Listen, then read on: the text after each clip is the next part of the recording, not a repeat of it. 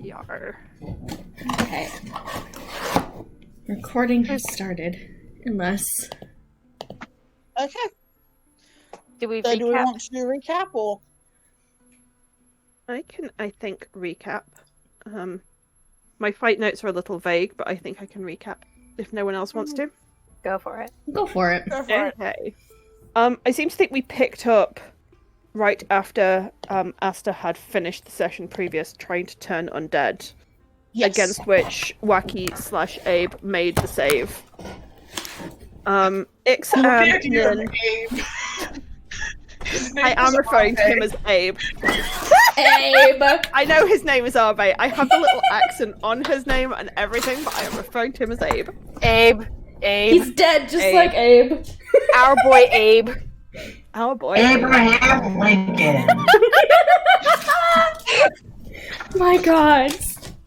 Anyway, And I think that's the white Anywho. book with the accent on. Everyone else is upstairs apart from Asta and Nagi. Fortunately, Ix and Nin. Ix somehow, I am not used to playing a character that actually has passive perception. Both managed to somehow pick up on the noise, and so everybody came down to see what was going on. Nin made Ix invisible, which Ix still, for the record, absolutely loves beyond all reason. So she snuck up behind Arbe and smashed the vial of holy water on his head, which didn't actually do that much. Possibly because he had some pretty funky lair actions, which involved lots of books flying around the room.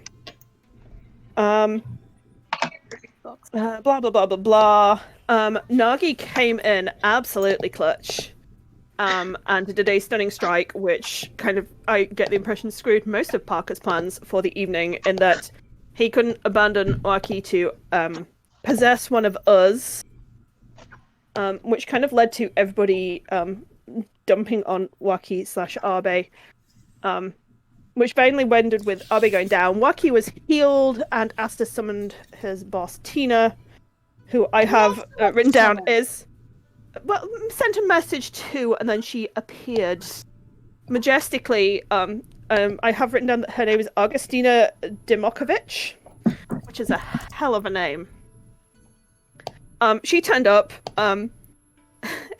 Nobody was happy about this. And Nima, for a very minimum, decided they didn't like her. We tried to persuade her that the other ghost, who I think is it Marcus, the other ghost? Yeah, it's Marcus.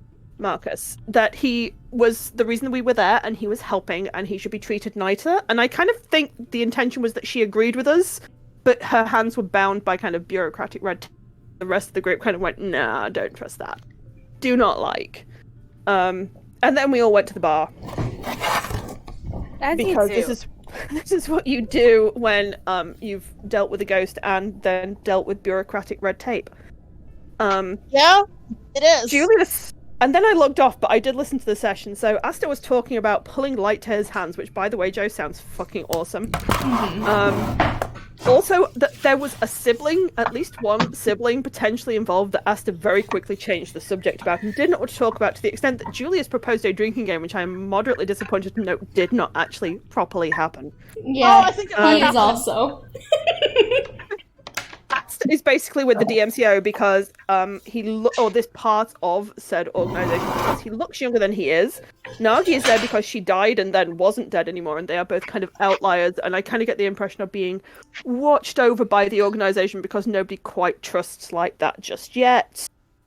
Asta very sensibly said something along the lines of that he didn't want to know more about the bullshit of being higher in the organization because that way lies just far too much paperwork. And then there was this whole discussion of, so where are we going next? Oh shit, actually we're contracted for the next 2 weeks to be bodyguards for Lord, so maybe we should ask him if he wants us to stick around for the next 2 weeks. I've made a note of the fact that I love the fact that Nima rolled absolutely brilliantly during the session, and then when trying to do an insight check on Julius's bullshit, rolled a 0, which just fucking mood. Sorry, guys. Ooh, doorbell. Nagi thought that maybe Julius was in some sort of criminal organization, at which he's like, no, I was the local bully and thief. but we're going to find out how true that is or isn't at some point soon, because we're heading towards Julia's backstory, and I think that is where we left off the session. Oh, Yeah. and then the question came up: can we convince Waki to go to therapy in the next 2 weeks? No. Yeah, that was my response. I just want to specify that Nagi called Julius a crime lord. Yes. A crime lord specifically was what she called him. I love Nagi. Her wild And stories. The impression that Julius is some kind of lost prince. Oh yeah. So Lost Prince was For never sure. assumption. Yup. That She is is still absolutely convinced. That Zero was just poetic. that zero is everything to me. It gives me life.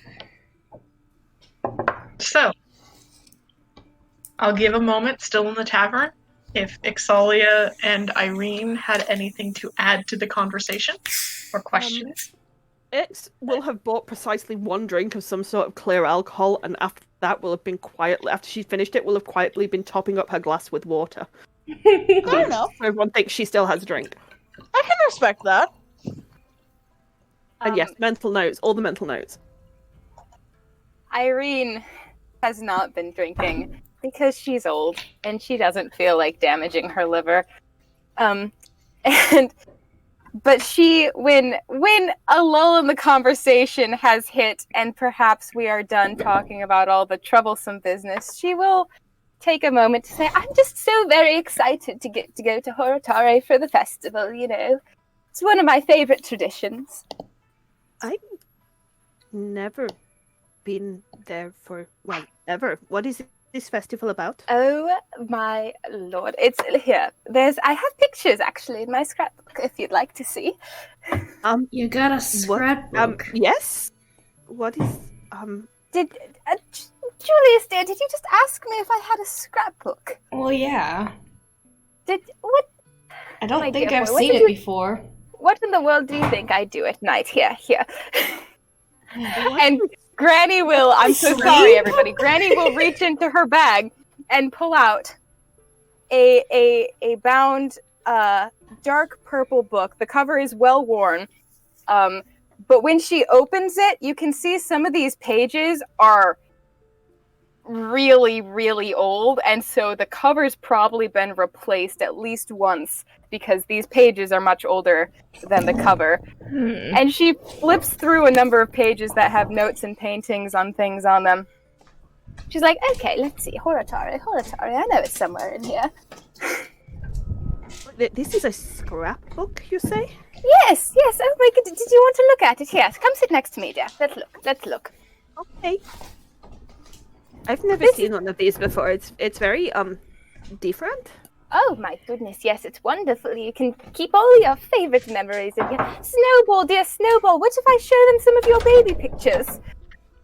God. You have baby pictures of that thing? Yes. Okay, now I'm very curious about that. Okay, let's see here. Dear. Snowball glares at you, Aster. Let's see. Well, the best pictures are actually in one of my scrapbooks at home. I didn't keep all the... I have several that are just dedicated to Snowball herself, of course. But I have a few when she was younger. Not her youngest, though. Her youngest, she had some interesting times, didn't you, Snowball, dear? You open the page to, like, some of those, and she paws across the table and lays down across the open pages. Well, okay, here. Off you get, dear. Off you get. I'll show them the better ones. I'll show them the nicer ones. She, like, looks at you and, like, rolls off. Irene will flip the page so nobody can see the cursed Snowball baby pictures. Julius is just sipping his drink and trying to catch a glance. Here we go. Here, this is one, and on the page you can see it is a large. It takes up the entire page except for a small caption at the bottom. I can read you guys the caption if you want, but it's got a title at the top written in fine, if slightly spidery script, and it says "Meeting Snowball." And on the page, it's a painting of two small gnome children with dark hair and freckles and huge blue eyes, and they're sitting next to each other on cushions, and sitting across both of their laps is a fluffy white cat that does not look like infant Panger. It looks a lot more cat-like. It's maybe even a little more cat-like than Snowball right now. And it's not baby Panger, but it is definitely, there's a cat on their lap, and Irene passes a hand over it and casts Minor Illusion, and the picture lifts up off the page, and it sort of starts to animate itself, so the little cat is kneading on the little boy's lap and just making biscuits. Okay, that's And Irene says, "See, this is when Snowball was young. It was a little bit after I'd first met her, because first few days they were a little bit, well, it was interesting, wasn't it, Snowball, dear?" Yes, exactly. So, but this is Snowball with my sons. What are your sons' names? That's Leon on the left there, and on the left, you see a boy who would look pretty much exactly like the little boy in the fucking trauma illusion from Strait's Gallows, only much happier and perhaps not quite so soaking. And next to him is a slightly smaller child who looks quite similar. And so that's Leon on the left and Eli on the right. Eli's my youngest. Leon was my oldest. Leon. Yes. If you don't mind me, wasn't that the one that thing below Strayed's? Yes, dear, I'm afraid. Yeah, that was him, yes. Well, it wasn't him, but it's... yes. I'm sorry. It's all right, dear. It was quite some time ago.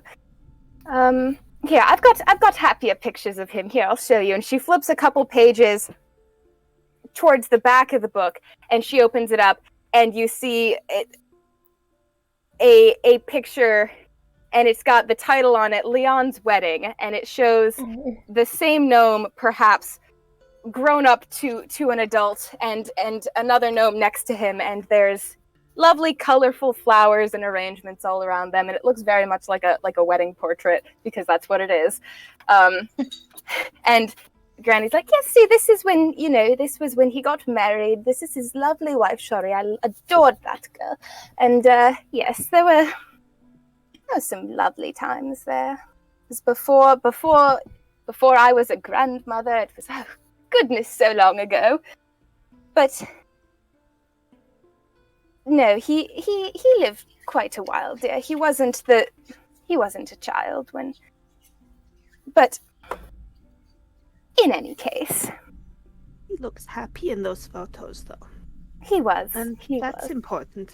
He was. I think some of you might have liked him. I think you'd have gotten along well. He was quite pragmatic or practical, I suppose, but he was always cheerful.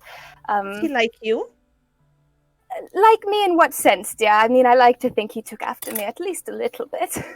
On personality, was he kind like you are? Oh, he was terribly kind, dear. He always wanted what was best for his family. I do think he got that from me. I do.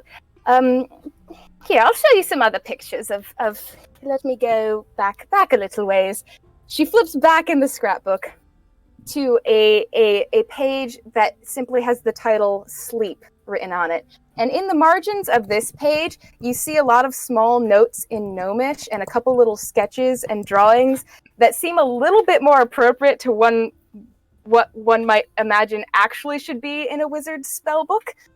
But most of the page, there are three images on the page. On the top, there's like a little sort of charcoal sketch of a gnomish man cradling a swaddled infant in his arms, smiling down at him, looking very tired. And that one has the caption, Leon settled in for a nap. Ev and I might finally get some sleep. And on the bottom left, there is a painting of who you recognize as Leon, holding, but much younger, holding a baby gnome. Yes, I can, holding a baby gnome in his arms. And Irene points it out and says, that's Leon with his brother. Those two were absolutely inseparable when they were younger. Absolutely inseparable. And the last painting on the page is Leon, closer to the age he was at his wedding, and he's holding a baby in his own arms, and Irene points at that and says, "And that's my grandson, Amiel." But these are all good pictures, you know. Very sweet. Yeah. And they're done very well. Thank you, dear. Some of these were my earlier work, you know. I mean, this was, I must have been only 65 or so when this top one was done. I wasn't much of an artist then, but I did try my best. And I think I've improved quite a bit over the years. I like to think so, at least. Very good. Goodness, what was I doing? I was meant to be showing you pictures of the Harvest Festival, wasn't I, dear? Oh my goodness gracious. Let's see here. I don't think I have any recent ones. Well, fairly recent, I suppose, only a few years ago. Let's see, because I have one of the parade. Parker, I don't actually know what the parade looks like, but Irene has a painting of the parade, of the one that she would have seen in recent years, like of just a nice audience view of trying to capture it so she could show it. Okay. So describe it, Parker. Julius How is many years ago interested. do you think this was? 4. 4 years? All 4 right. This sketch here is a much more complex sketch than I think a lot of the other pictures have been, as it is, as PK stated, an image of a parade. But it's not like a parade like, you and I think of, like floats and candy and like cheerleaders and shit. No. Mhm. They would be more described as like a procession. Mhm. It displays a street. The shop fronts behind it are sort of decked out in these beautiful colored ribbons and banners that are all, some are like hand painted fabrics, some are like woven tapestries. There are like paper lanterns hanging from like corners of like overhangs and one or two of the street lights. And sort of centered in the photograph is the front of the procession. It is led by a woman. It is led by a she is very beautiful. Kind of like older side of middle age. Dark hair pinned up in an elaborate bun. She is in a beautiful silk, sort of light blue and green kimono. And in her hands are I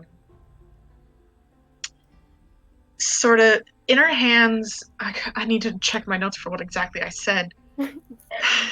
Is it that reed brush sort of thing? No, Oh. no, she's not holding that. Okay.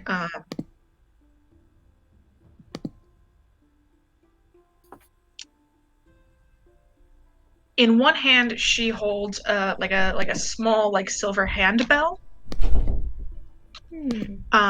In the other, she's holding what looks like it's sort of like a long stick at the end of which is like smoldering as though it is like lit. And as she sort of steps forward, she's walking towards one of the lanterns and she's sort of holding out that stick towards the lantern as if she's going to light it. And behind her is a procession of other figures, not quite dressed in the same colors, but not quite in this fine kimono and hanbok, because there's people dressed in both. What colours are they wearing? Or The is it sort of not The same colour person?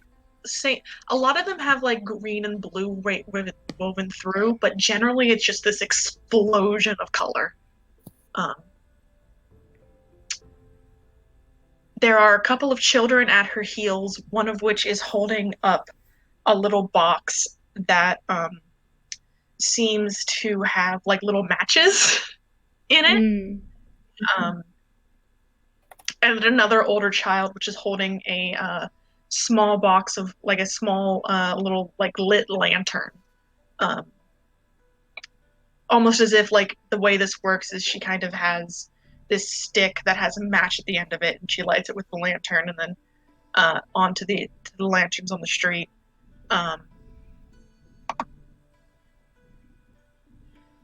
And the procession behind her are these people. Some of them are holding boxes out towards the street that look like they have like candies or maybe treats in them. Others are like holding up. There's a set that's holding up a very long sort of not quite Chinese dragon puppet, but it's a very long sort of serpentine puppet on sticks that sort of dances above the procession. And as Irene enchants it to play, you can almost see this sort of play out. Someone throws a bunch of flower petals towards the crowd as well. Like, that's what's going on here. Yeah. It is this explosion of color and light. The woman at the front, though, seems very happy, but Yeah, I'm good. I'm in D&D. in a sort of more subdued way than the rest of the crowd behind her feels. Julius is just going to mutter quietly, I haven't seen that in a long time. When was the last time you went, dearie? Oh, how many years would it have been? Probably, well, at this point, probably 20. 20? My goodness, dear. Yeah. I Yeah, used that's to go quite a every long year. time for someone like you, I think. So were you quite... I'm sorry, dear, 242 years old, I'll never wrap my head around the peculiar way you folk decide on aging. How young were you then? 20 years ago? Yes, I was 7. but that's quite young for a Well, yeah. non... Yeah. Goodness gracious. That's why I'm excited to go back. Well, I'm so glad we'll get to experience it with you, dearie. His eyes very much look tense. It's going to be such a lovely time. Is It'll there... be fun, won't it, Jules? What did you just say? Ix is giving you a shit-eating grin the whole way through. Oh, we didn't. I don't It'll know be if we actually fun. heard what. It'll be fun, won't it, Jules? You know, if I didn't hate you, I could right now, but I don't. Be nice to each other. Oh, I'm I'd plenty be nice. I was saying it'll be fun, won't it? There's nothing that's going to happen. Well, now you've said that, something don't say absolutely will that. happen. Oh, But You just went and jinxed us. I'm sure all he meant was that there will be a lovely parade and celebration and we'll all enjoy ourselves very much. Isn't that right, dear? You notice him, like, chewing on his finger and, like, lost in thought for a moment. He says, yeah. Yeah. Yes. Well, in any case... He just drinks some more of his drink. I always love to go, and I always love to, because I used to go, on my own, and then I could bring my family with me, but my family couldn't always make it, so I would try to... I've got some from years and years ago, but this one's a little more accurate to how things are today. I mean, I believe it's still the same woman, priestess, Satoshi, I think her name is. Inoue know. Yeah. Inoue Satoshi. Ah, yes. Priestess. Yes. Are you acquainted with her, dear? No, she's a figure of the city. Obviously, I would know who she is. Well, you said you hadn't been since you were 6, so I was, or 7 perhaps, you said. I just didn't know. But in any case. Still lived in the city. Oh, so you just didn't go to the festival then? Yeah.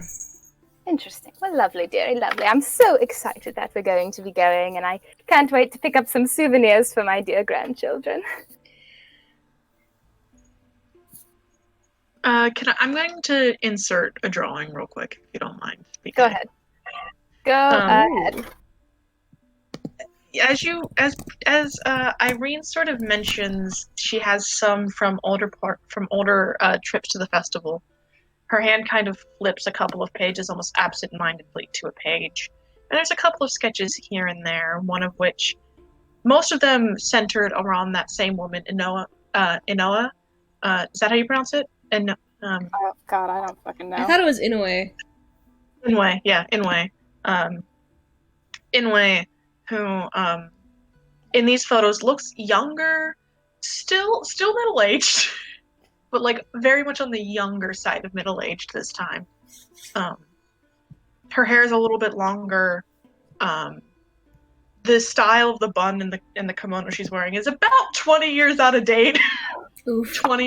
25 years out of date. Still beautiful, still fine. The photo in the center of the drawing is a picture of Inwe at an easel with a large sort of canvas in front of her. In one hand, she holds a paintbrush that's very fine, this beautiful sort of gold inlay around the handle, and a set of paints in front of her. She has a smock over the kimono to protect it as she works. There's a couple of children around her. There's a half elf child, sort of with like a water, like cleaning out a water jar, so she can clean the paintbrush. There's a small tiefling child who's like messing with the paints in front of her feet. There's another one who's sort of who has an older child who has a washcloth that, as it animates, you can see is used to help dry the paintbrush between paints. And that's the one I'm throwing in there. Thank you for giving me scrapbook fodder. Irene, you would know that this is from part of the festival where Inoue, is supposed to paint this portrait that is supposed to be fueled with Lede's blessings, that a scrap is given to farmers through the harvest season to ensure a good harvest. So that this was that year's painting in the making. Yes. Irene would glance around at her audience and then think perhaps they don't need the entire explanation of how the festival works, and they should just experience it for themselves the first time. But she does consider explaining the entire thing before she moves on. And she flips through a few more pages, just sort of casually, and then sort of as she's flipping, a few loose pieces of paper sort of slip out of the back, and one of them, Nin, is the artwork that you made back in Strade's Gallows when you were supposed to forge an invitation and got distracted. But two more slip out, and it is, let's see here, it is actually three more slip out. And they are just sort of rough sketches that clearly haven't been finalized and maybe aren't even ever going to be made into final artwork. But a couple scraps of paper, and it is these. Aww. And as they fall out, she's like, oh goodness, and tucks them back in quite quickly. No, but they were. Oh, okay. Those Did you are very good. Did you want to see, dearie? Yes. They're not Is finished that yet. me? Is all. I was waiting. I was going to wait until I made them a little bit nicer. These aren't quite what I had in mind, but yes, I'm here, and she can show them, and I'm. That's me. Yes, it's you. Good. It's you. It's really good. Thank you, dearie. I did try. Otherwise, I think I'd get quite bored on watch if I was just sitting up doing nothing. So, and Snowball keeps a lookout more than I do. So, really, way to keep myself busy, I suppose. I hope. I That think one of these from just off the straits, right? When I yes, you had some. I'm going to make it look a lot nicer than this, dearie. Don't worry. But it's okay. I like it quite a bit. I think I think it captures you well. You look very cheerful. When did you draw these? When did you draw these? Well, yours, dearie, was not too long ago. I think it was just a few days ago, perhaps. But I saw you with a mouse, and I thought it was just the sweetest little picture, and I couldn't help myself. You know, I had a bit of time to myself, and perhaps I ought to have been, doing something more to help with the whole, situation. But I No, I really like it. Would you like a mouse?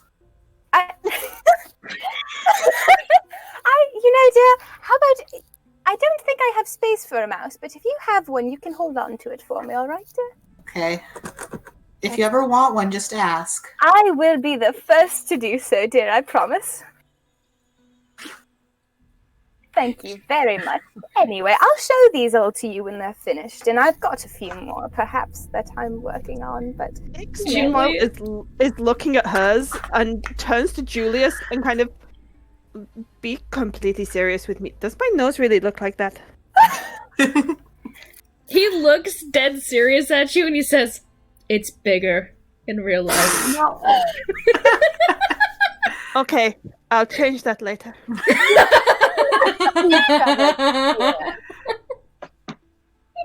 Goodness, I don't know what it is with all this squabbling.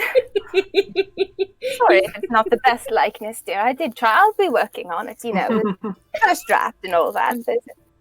It looks good. It looks really good. They all look great. There's- You're really talented. Oh, thanks. No, dear, I've just got to have quite a bit of practice. And she turns to Julius and don't think you're exempt either, mister. I don't think you need to draw me. Oh, you don't She think really so? does. You don't think so, dearie? No. Are you quite sure about that? You don't have to. no, I think she does. I think that while we're all here, Right Yeah. now, not right now, but just while we're all traveling together, and I can't stop you if your muse takes you, but You certainly can't, dear, and that's the best part. Snowball, dear, what do you think? Should I draw our dear friend Julius? Oh my god. Yes. Flopped over onto her stomach. Oh, be sure to add his cloak. Oh, his cloak, yes, dear, I'd forgotten about that. I will get that in there somehow. Snowball says I ought to draw it, so I shall. You know what? You should make a homage to my poor frog that didn't last more than an hour in my pocket, apparently. Oh, your frog! I can give you another one.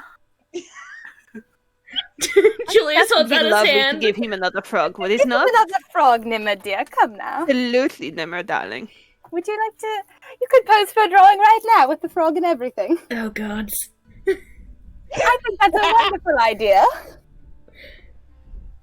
I mean, you haven't been drinking, but I have. You won't squish a frog, dear. I think unless there's anything super important to add, I think this teasing is sort of the way that night ends. yeah. Yes, that's fair. Mm-hmm. And you all do eventually make your way back to the Kinjiro estate. And you have a very lovely night. You are not awoken by anything. Hell yeah. It all kind of passes fine. And in the morning, you wake up. Do You we? are served- you wake up. You are served. Absolutely. You are served breakfast. There's no mention among the servants' quarters of anything happening last night. It all seems to have chilled. The only thing everyone's talking about is the fun and cool incident where something happened in the Lord study, but nobody's saying the fuck what. Um, and like you guys keep getting like weird glances. And like at one point someone like tries to like goes as if they're going to ask you, but then like chickens out.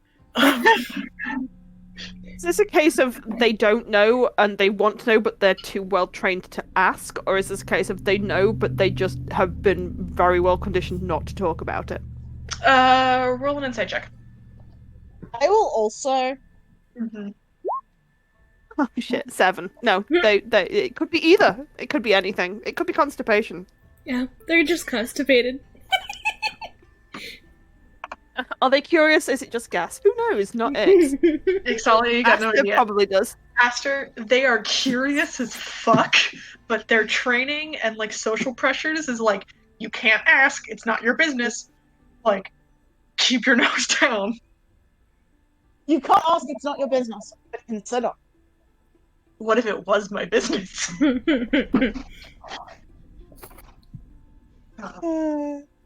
Either way, no one really asks. Joyce I'll is mention chill about Aster it. is doing the very Oh, Aster, you had your fun and cool dream talk Yes. last night. If there was anyone close enough to his bed, y'all probably would have seen him sequester a cloth-covered plate in his bag for the moment. Sketch. Hmm. Sketch man. He didn't have it when y'all went to sleep, and it's certainly not from the kitchen. Sketch man. Weird. Until Jamie gets on, y'all don't find out what's on the plate. Jamie! Ew. Come on, babe.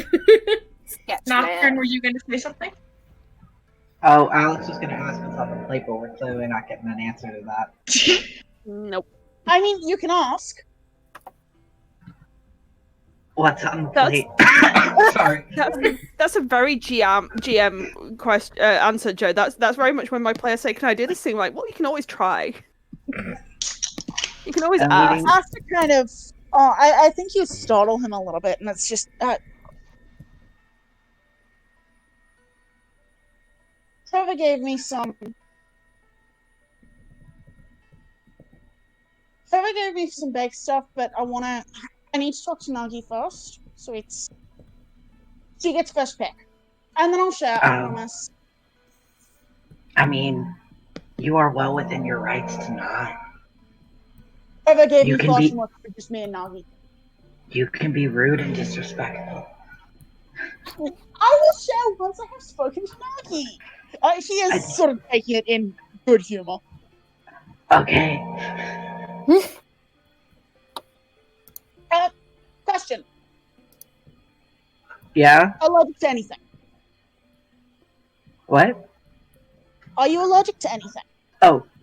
I don't know. No, that's just head baked goods. I was gonna ask a stupid question. If I am, I'll find out.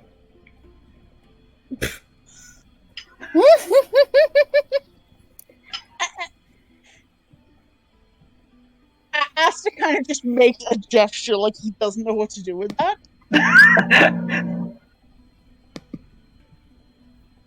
Well, yeah, I guess you will.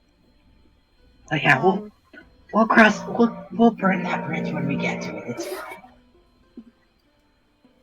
If Aster hasn't done his spells yet, I think he very discreetly will, and will do like lesser restoration in his.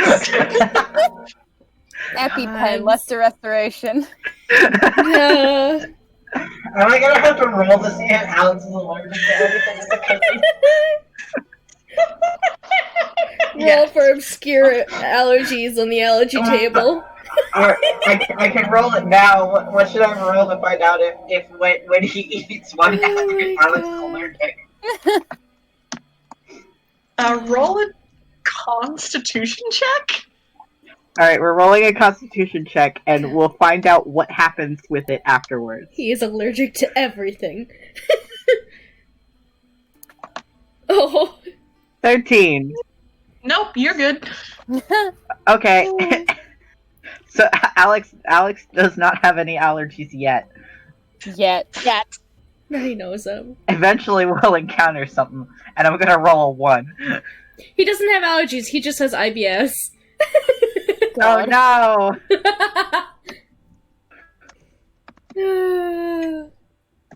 Horrible. I will mention that Aster is very much sort of carrying himself with that very kid. His bullshit attitude. He's back on his bullshit once again. He is back on his And bullshit. his voice is like changed pitch to that. Little liar, man. I would say mid-morning, you all get summoned down to the throne room, Waki's throne room. Lovely. Lord Waki is sat up on his cushion. He looks both worse and better than you've seen him. All right.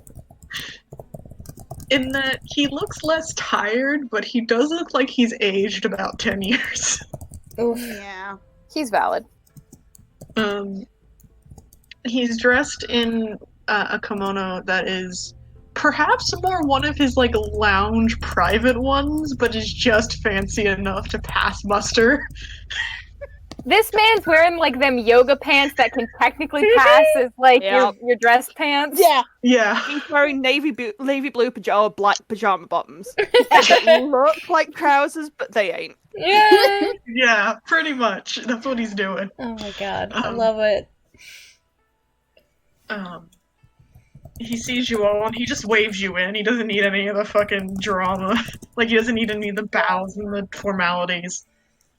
Is there anyone else in here? I mean, I assume. Goldwater? Goldwater and Toko are both there. They're sat on cushions on either side of him. For the first time, they don't look like they're like glaring daggers at each other, low key. They're Good. just kind of quietly there. The door's shut behind you, and his hands are in his lap, and he just. For better or worse, I think I've had the first full night's sleep that I've had in the last 2 months. So I'll give you that. Sorry, it was rough getting there.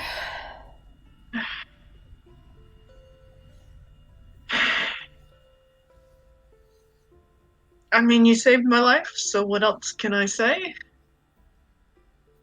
My life, my free will? Whatever. Doesn't matter. But we do have.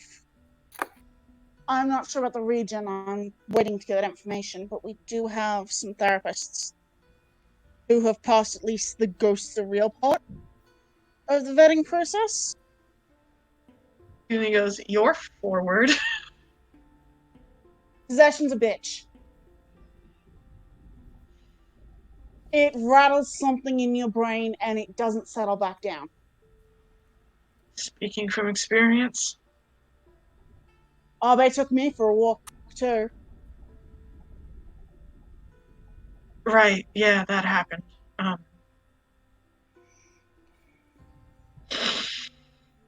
Sorry. It's okay. I knew what I was in for. You see his eyes flick over to the bag of rice next to the bowl, but he doesn't move for it yet.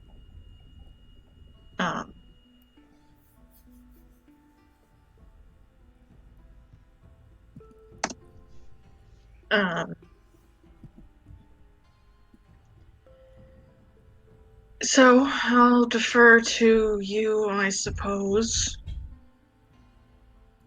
Are there any more ghosts in my house? Not that we have any reason to suspect. I can do a full pass if it would bring you comfort. I would appreciate that. Understood.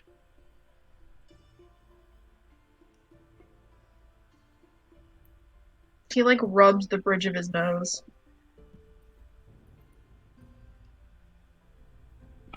While I didn't expect this to be the outcome, you certainly did what I hired you to do.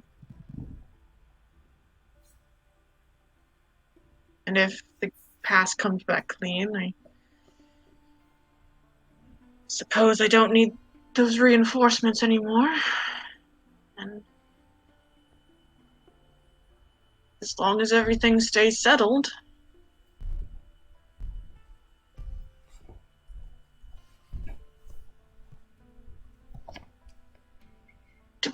He looks at like Goldwater and goes, do I like say congratulations?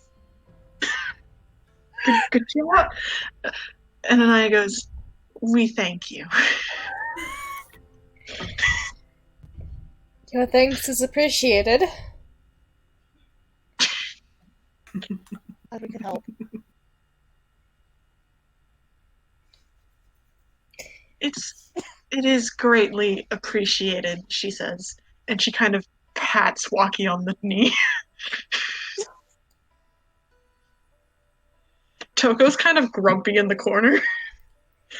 It looks like he didn't sleep last night. Mm. It does suck to suck. Possibly because he learned ghosts are real and violent.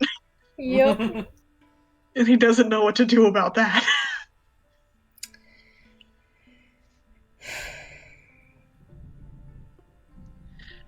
Waki kind of clears his throat, and I suppose what's left is the rest of your contract. If the house is indeed clean, then I don't see any more need for your services.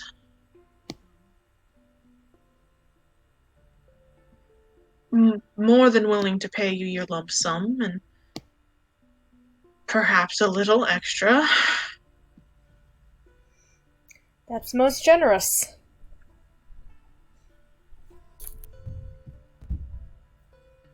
I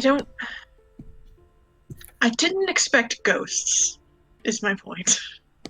Well, you know, so few people do. Yeah, I don't think we came into this did thinking it. either.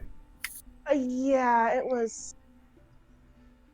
We suspected yokai before we suspected ghosts, and that's even with my line of work.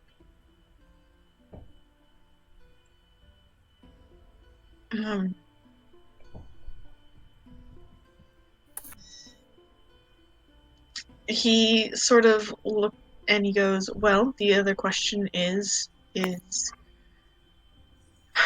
I'm willing to release you for the last week of your service. You don't need to stay here.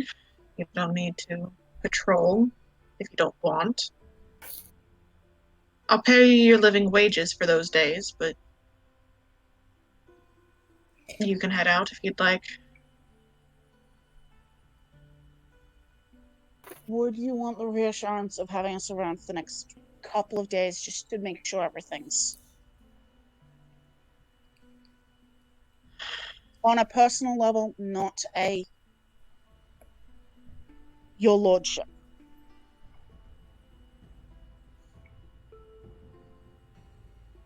I think I will be okay if you do one more pass.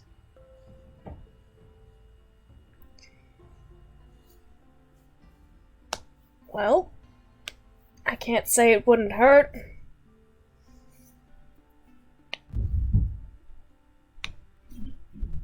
Julie just kind of cracks his fingers a little bit and looks at the rest of you. I don't mind. I mean, it's what we were contracted for, so. All right. I suppose you can run and do that. We'll prepare your payments.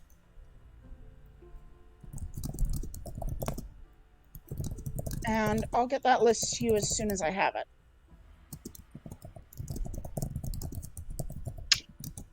Thank you.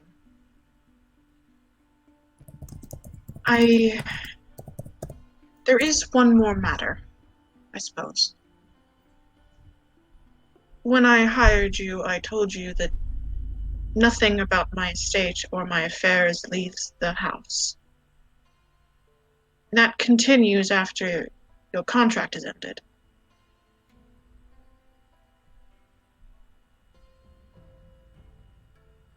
Alright. Yes, of course. Okay. We can have discretion.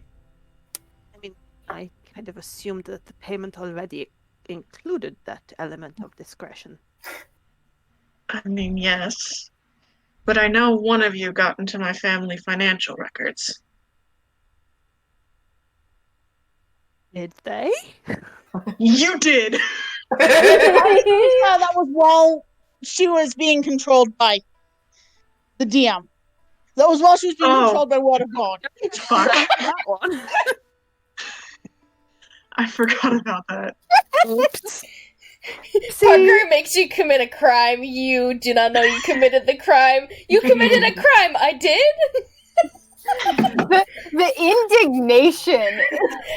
Just Oh fucking my god. beautiful. You were under the DM influence. It's not your fault. I kind of assumed if it was going to be anyone in the group, it was going to be Ix, but I wasn't there for that, so I'm just like, did they?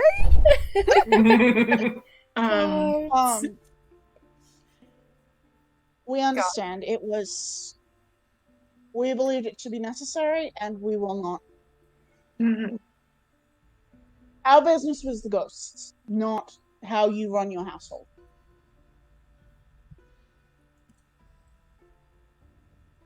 Ix is just going to shut up talking at this point and let us talk. We did end up having to confiscate the 2 cylinders for the.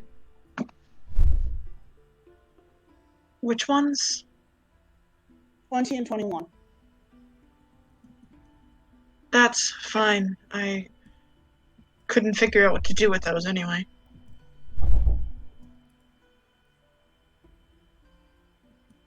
They turned out to be evidence. I mean, they were always evidence.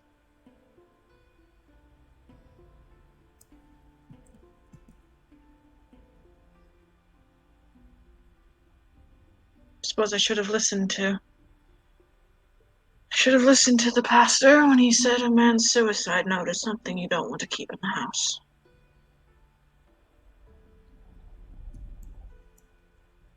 Sorry. More fool me. No, What? you made the decision you had available.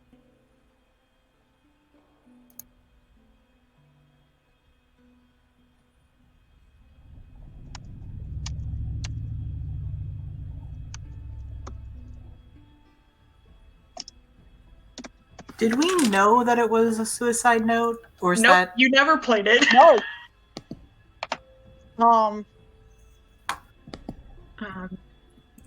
He just... Discretion, please. That's all I ask. Of course. Understood. And in turn, I would ask discretion about. Yes, I'm going to go against a large global organization of obviously a very militarized sort. Had to make sure. I'm already dealing with one schism on my lands. I don't think getting assassinated by the anti-necromancy force is going to do good things.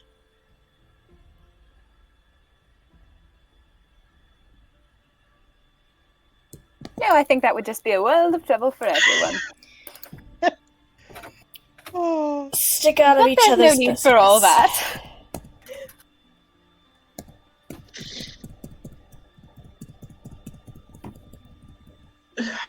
You don't mind, the search will have your payment. Understood. And again, even if I have to give that list to Miss Goldwater or Master Toka, I will make sure you have that list. Thank you. And that's at least harm I can reduce. The search, please. Chillis gives a thumbs up. Starts And heading Ass towards is the gonna door. start. Well, he'll start with the throne room just to be on the safe side. Mm-hmm. Make an investigation check. Yeah. Probably using Detect Evil and Good as sort of a baseline in this instance. Mm-hmm. Min Julius will would have help her with. her magic eyes going. Yeah. So Julius can I would possibly just do take general. advantage because we have...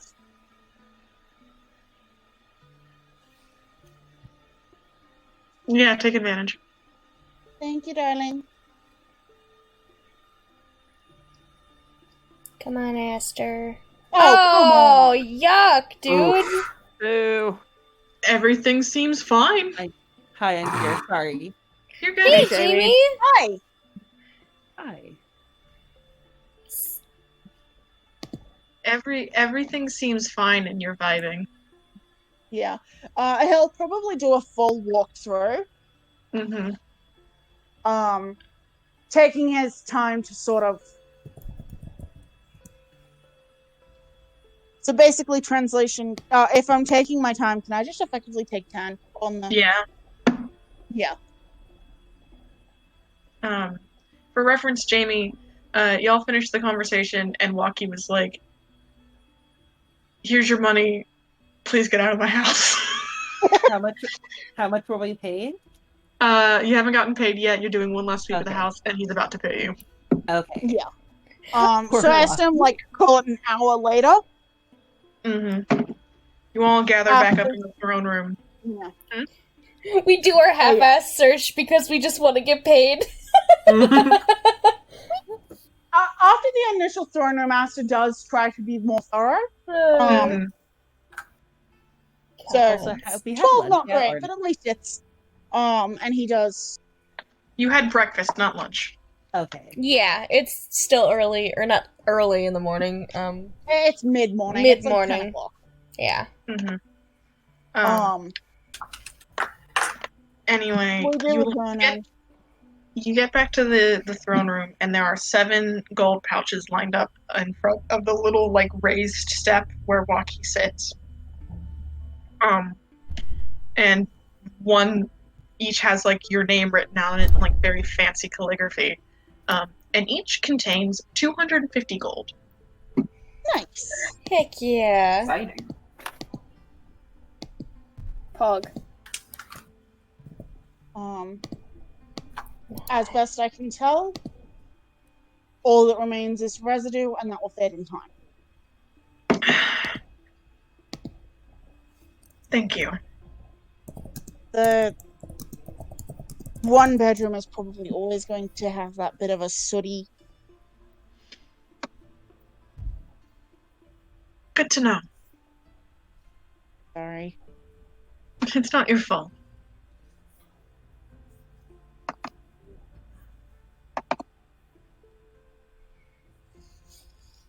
Is there anything else you need from me?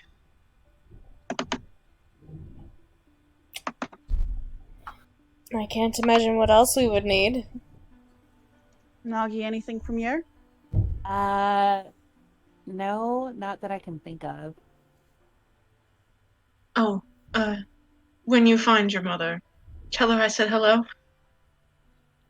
I'll do that. Thank you.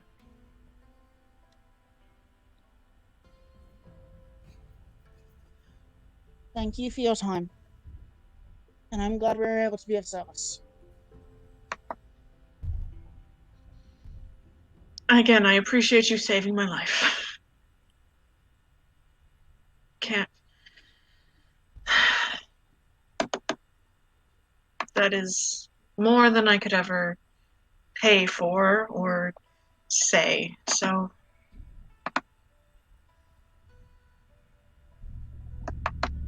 Thank you. Asta gives him a bow.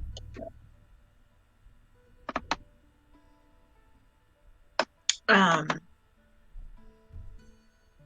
he will sort of incline his head towards all of you. Julius will mimic it. Just bow and yeehaw our little selves on out of here. Bow and excuse ourselves. And you soon find yourselves out on the street in front of the Kanjiro household. As you do. Okay. Ah, God, that was a mission and Well, a in all half. honesty, I think that went better than expected. Yeah. Honestly, yeah. We That- didn't get yeah, that was arrested good. or anything. You got so much money. That And it now is I don't. quite now a we bit don't of money. Now Aster Sorry. and I don't have to lie about ghosts. Nin Oh, no, definitely we're not left a mouse actually lying behind about in there when they left. Nagisa, you and I will need to have a talk. How much did we get Oh. paid? Sorry, I had to 250 each. Yeah. 250. Nice. Hog. Kimono hype. I have so much gold What a hype. now. Irene is so shook. Irene is so fucking shook about this quantity of gold that she has just received. Julius is pleased. Doing service for a noble. Mm-hmm. I have so much gold, guys. Money again. We could get horses. Horses? What in the world would we want with horses? Travel? We don't have to walk? I don't. Look, I would like to not have to walk for at least a day. Would we get a cart or something with it, or like? I think so. We can afford Okay. a nice cart. I I think like walking. I just, I'm not much of a horse rider, dear. Alex, you've got longer legs. So, Yeah, but I don't really go any faster. I mean, that's fair. I walk slow to make up for it. Is that the only reason? Never mind. Never mind.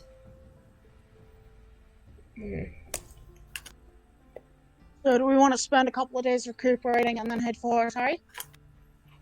Yes, we could. I Yeah, that sounds I want to good. at least stick around until I can get that list to give to. Let's spend a few days. No need. I mean, it's a vacation. May as well enjoy ourselves. Julius looks a little antsy, but he just nods anyways. We have plenty of time to get to the festival, dearie.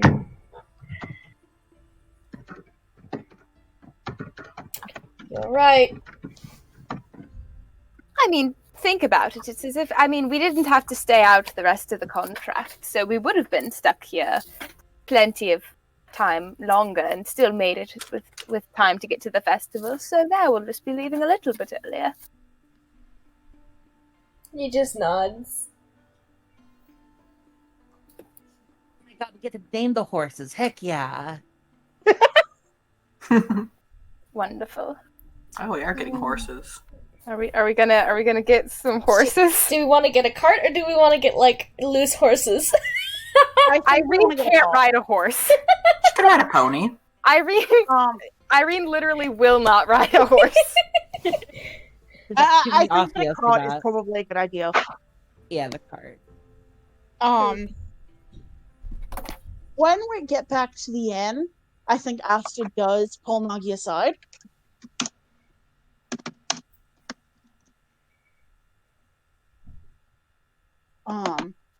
Assuming she allows him, he will have this conversation in front of the party if he really has to, but it's No, she'll something that he follow. would prefer in like a private room or a booth or something. No, she'll follow. Yeah.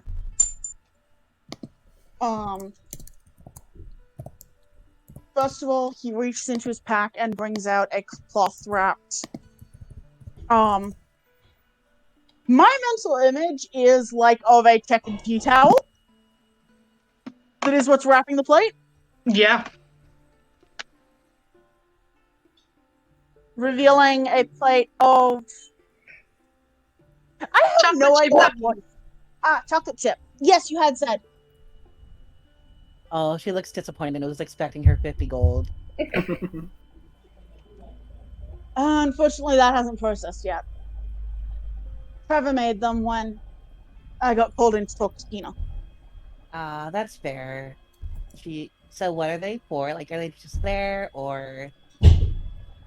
That Trevor likes baking, and I'm trying to ply you into not bolting so that I can actually let you know what's going on. Uh-huh. I mean, you might as well just be honest. It's fine. The only reason we haven't been called in front of the higher-ups for the dressing down of our lives is because Tina is busting ass to keep us safe.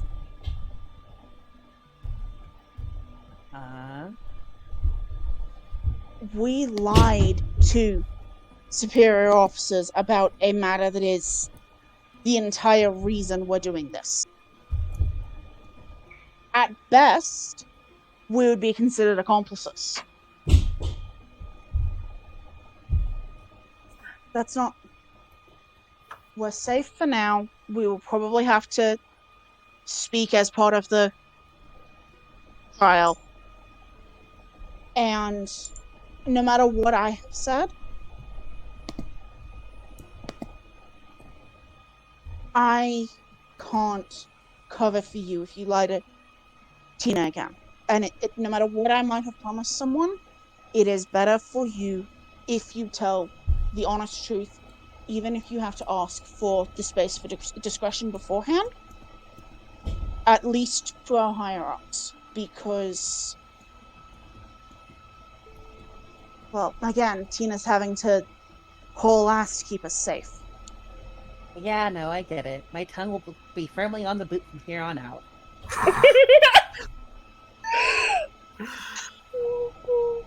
Sighs and rubs Nagi. Bridget's nose, and you know we're not actually cops, right? That's the colloquial shorthand, but That's what a cop would say. But you get where the comparison, I do. is I know. out. Yeah. He sighs and kind of seems very tired for a moment. But no, I get it. I won't lie to her. It's fine. I won't lie to them again. It's fine.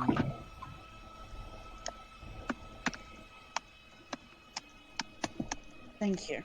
And she'll take a cookie. No, she'll take all the cookies. I'm kidding. The whole plate. You deserve all the cookies for that. A handful, and then he'll kind of. I was planning on sharing the rest of those with her. No, she only takes one. She only takes one. Yeah.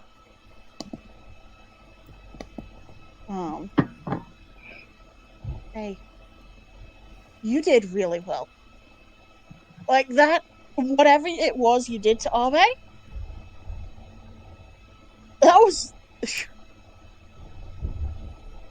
She looks kind of ashamed. Yeah, Sally, that was kind of the same thing I had to do to you. Yeah. Honestly, it's a whole lot better than being sat on by. And there were times where I had to be sat on to keep me out of trouble. It's not the worst thing that's ever happened. Yeah.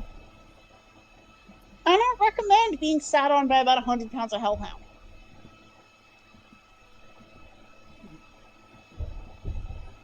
You get sat on by hellhounds a lot, or? Bacon is bacon. That's fair. But no, you did really great too. I'm sure we'll do even better next time. I think I think I almost got a hang of punching ghosts. I swear I do. Love her. That's a thing. No, you know what? I don't want to know her. She's punching the air, like making boxer sounds like the. No.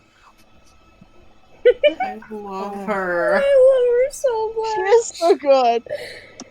Yep.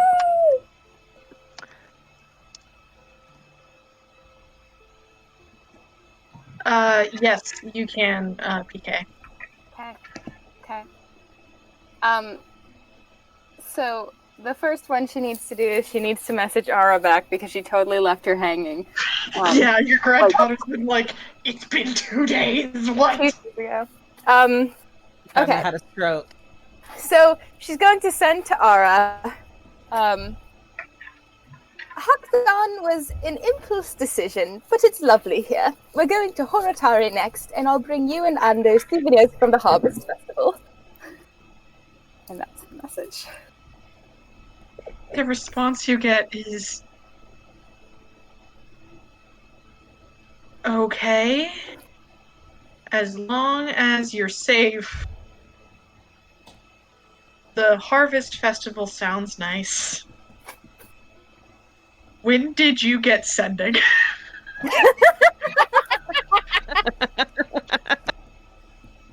Oh, wouldn't she like to know? You can almost hear her counting the words out on her fingers. I love her. That is my granddaughter, by the way, everyone. That's my fucking granddaughter. Good. And next, last one. I'm going to send one to my great grandson Ando, Okay. and I'm going to say, Ando, sweetheart, it's Granny. Travels have been going well, but I miss you terribly. How are things at home? Please take care, dear. I love you. Okay. There's a pause. Things are fine. Going on a business trip soon. Might not be home when you get back. When did you get sending? I love my great grandchildren so goddamn much. I love how both of them, how they're just like, when did you get sending? Yeah. Irene, for the rest of the day, seems a little bit sad. But I'm gonna go to rehearsal, and Yeah. you guys have Um, fun. Okay, bye. It does make Love sure Irene you. gets the cookie. Irene appreciates the cookie. Farewell. Bye. Is it good for Bye. her better? I But have we officially leveled up or not no? yet. Okay. Not yet. Does anyone have any more plans for this day? You do have about half the day left. Hmm. Let's see. I'll DM you what Julius might want to do. Hold on. Mm-hmm. Nagi wants to go look for magic item shops. Well, the invisible fawn exists. Yeah, she'll go there. And we'll go with. Okay. Hmm. You, just like Alex and Irene, towards the beginning of this arc, discovered the glories of the invisible fawn and its magic shop Costco-like nature. What are you two looking for? Nagi's just looking around to see what they have, anything that would be useful to either herself in combat or like the group as a utility or just something fun. Whatever they have, I guess. Okay. Are you looking to like deal more damage or? Potentially, but she's also just either more damage or a nice group utility thing would be nice. Okay. You're not gonna get much higher than rare. Mm-hmm. Like, and even then, rare is going to be hard to find and way out of your price range. Yeah. Rare is anywhere from 500 to 5,000. Mm-hmm. So you're probably looking more in the common, uncommon sort of range. Like, she could probably afford, like, low-end rare, because she has 500 gold, but not much beyond that. Mm-hmm. Like, yeah. So, in its sort of Costco-like nature, there's a lot of options. Okay. But the things that kind of track your eye from either things that, you know, your mom or her party had, or kind of interesting to you as a monk. Well, first off, there was a bag of holding for sale. Mm-hmm. For $325. There is, there's a lot of them actually. Mm-hmm. Like, yeah, because it's a popular item, right? Yeah. Yeah, and different It's like the colors and backpack different section. styles. It's the backpack section. Oh my god. Back Of to your school. Cool, yeah. There's also like a couple of sets of like boots of Striding and Springing, one or two of Elvenkind. There's a cloak. There's a rack of cloaks of protection as well. Ooh, boots of elven Next kind. next to them is like cloaks of billowing, and there's like a cloak of the manta ray there as well. Uh, I'm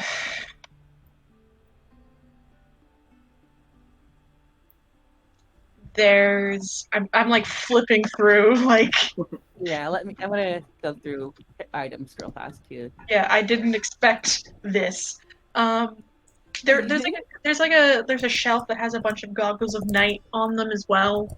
A couple of gems of brightness. They're all like definitely labeled. trying the goggles on.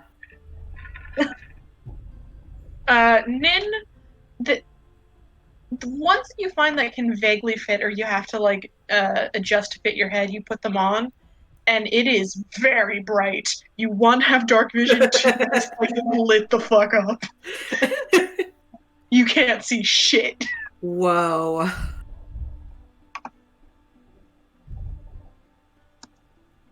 Just walking around with her arms out.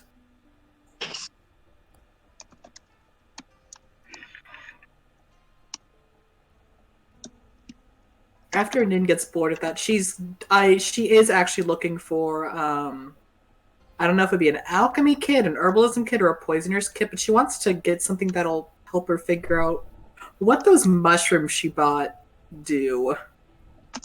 So whatever would help her identify those. Okay, 1 second.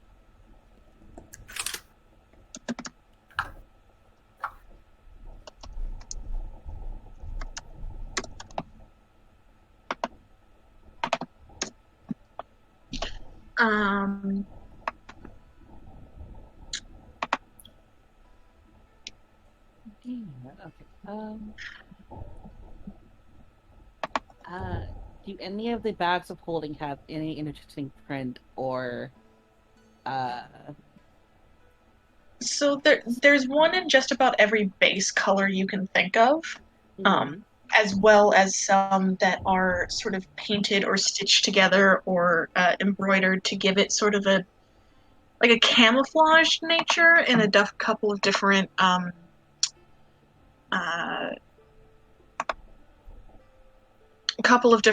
biomes. And then there are some that are just pretty. There's one with just about with one of each major 8 god symbols on them, the domain symbols. There are some that are very beautifully embroidered in like stripes. There's one with like horses embroidered on it. Just for that special horse girl out there.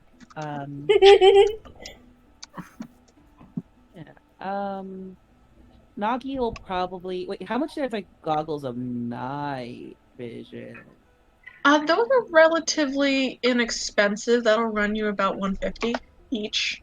Okay, then Nagi will pick up a set of goggles of night vision and the bag of holding because goggles of night vision will be very useful.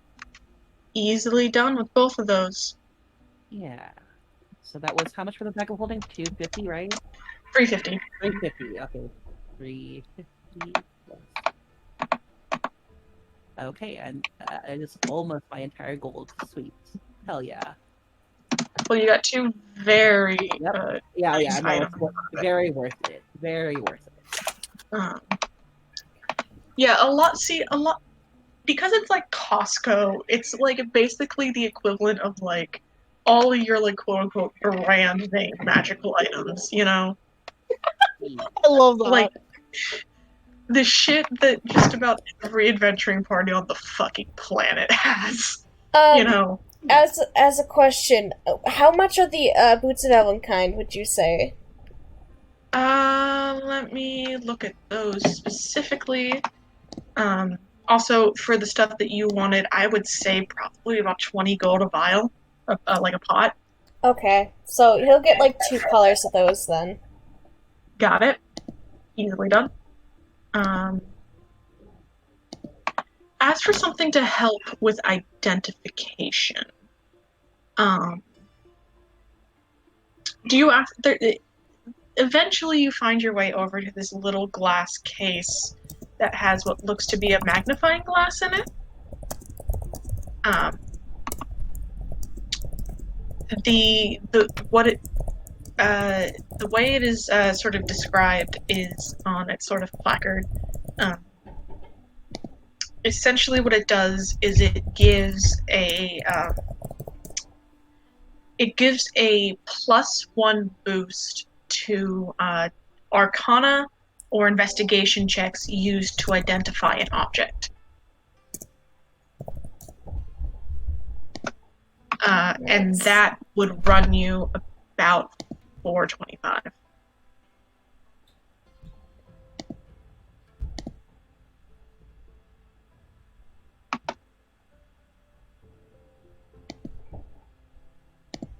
It's called the Glass of Discovery as well. Boots of Elvenkind. That would also be like in the 300 range. Okay. 300 GP total? Yes. Well, we still gotta buy horses and a cart, though. Maybe he'll hold off. That's not something we need right now.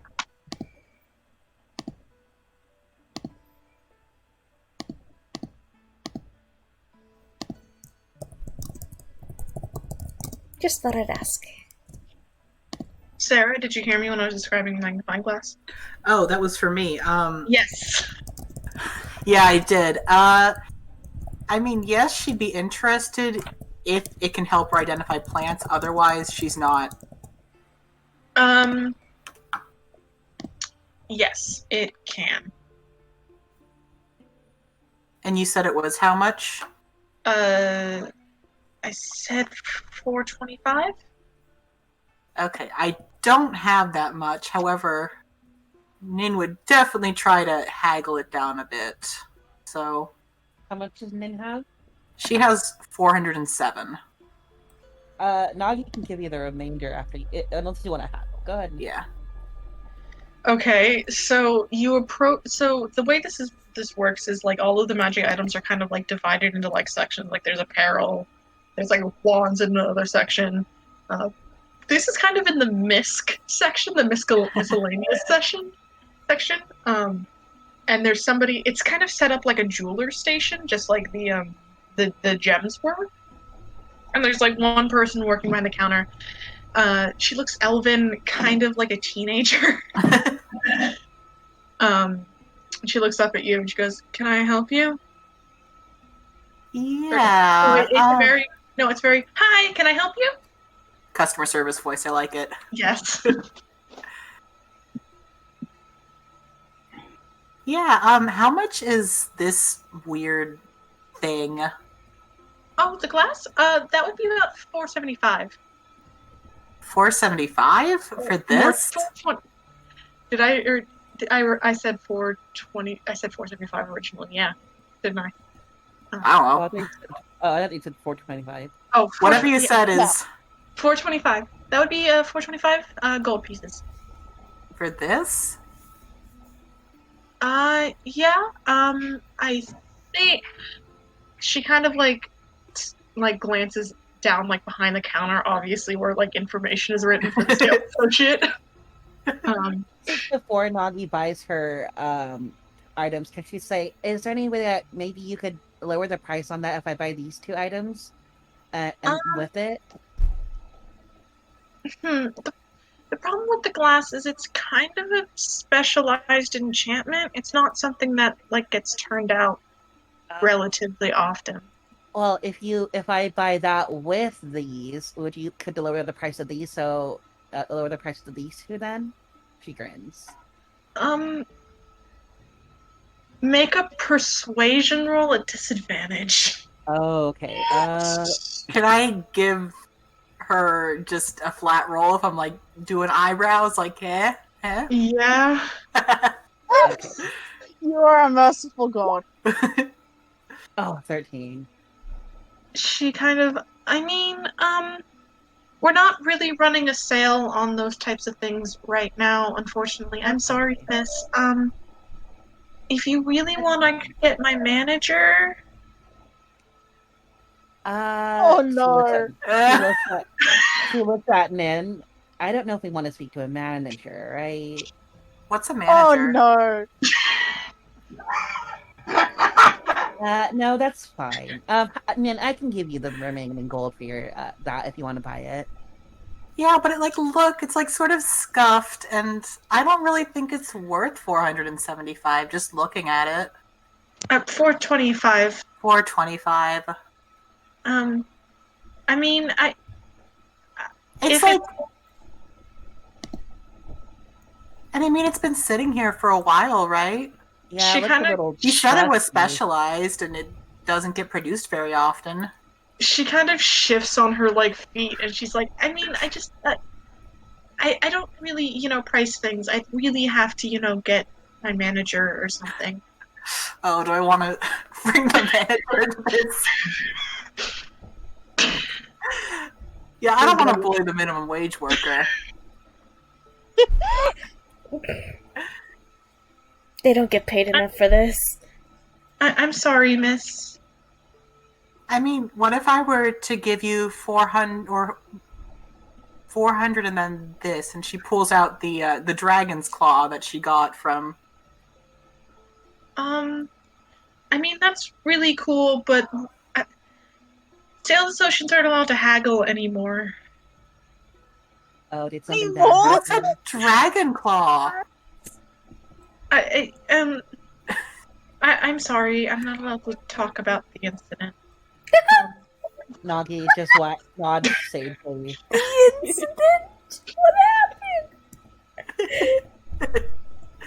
Oh my god. Are you sure you don't want me to just get my manager?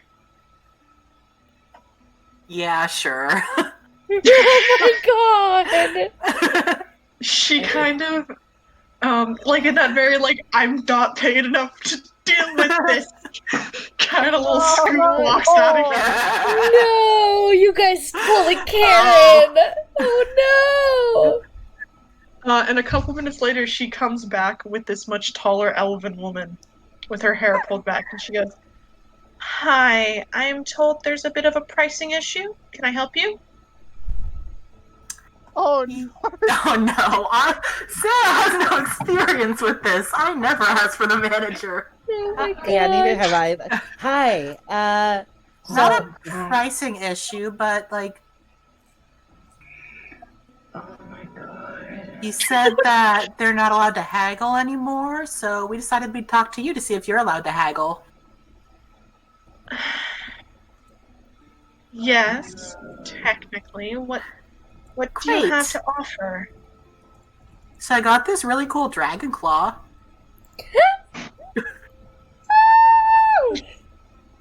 Um, Oh my god. she kind of takes it and picks it up. I mean, it looks. She kind of turns back to the worker and she goes, "Can you go get Dave?" God. Dave's gotta praise the dragon claw. I still like one of my managers. I hope you notice. Oh my god, this hurts my soul. And she kind of scurries off, and a couple minutes later, she comes back with this sort of little, like, gnome man who kind of pops up and he goes, "Yeah, let me see it." Oh my god. And she passes over the dragon claw and he goes, I mean, and he, like, pulls out a set of glasses and, like, flicks the, like, magnifying, like, lens up and down.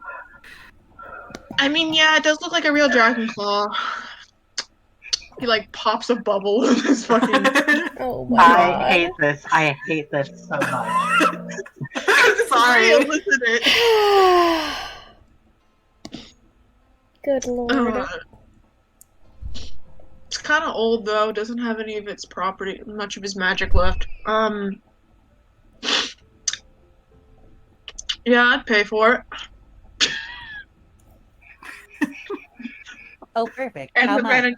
manager's like, "How much would you pay for it, Dave?"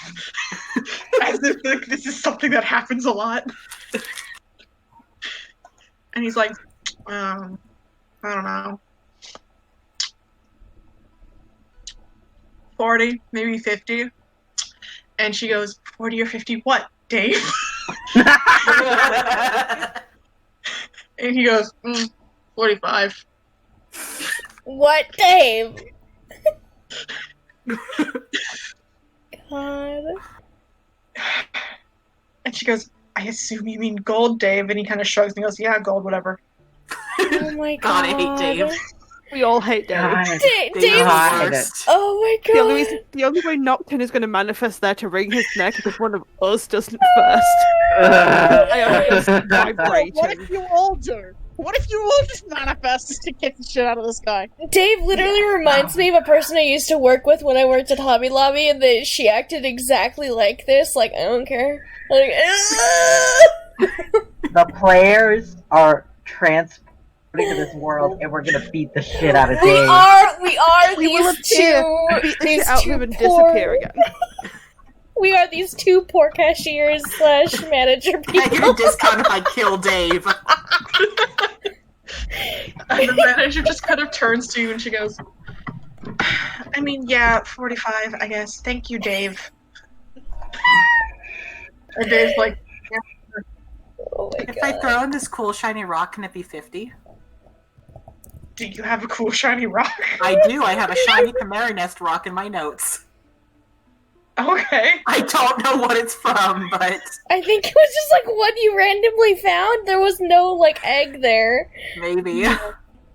You kind of offer it, and she looks at it, and she like Dave goes to reach for it, and she like puts her hand out, like pushes her hand out, and she goes, "Yeah, I'll take it for 5 gold." Great. So she'll hand over the dragon claw and then 350 gold, or God. no, 375. And you get Right. the glass of investigation and 20 gold. Oh my god. Thank you. No problem.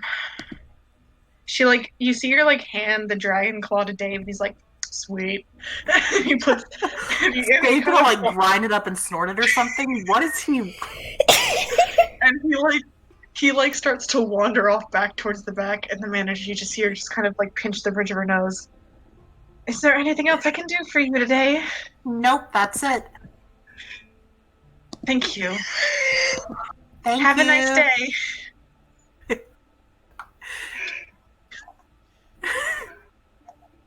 That was fun. Ah, Yeah, they seem really nice. Yeah, I like it here. I think I'm gonna come back.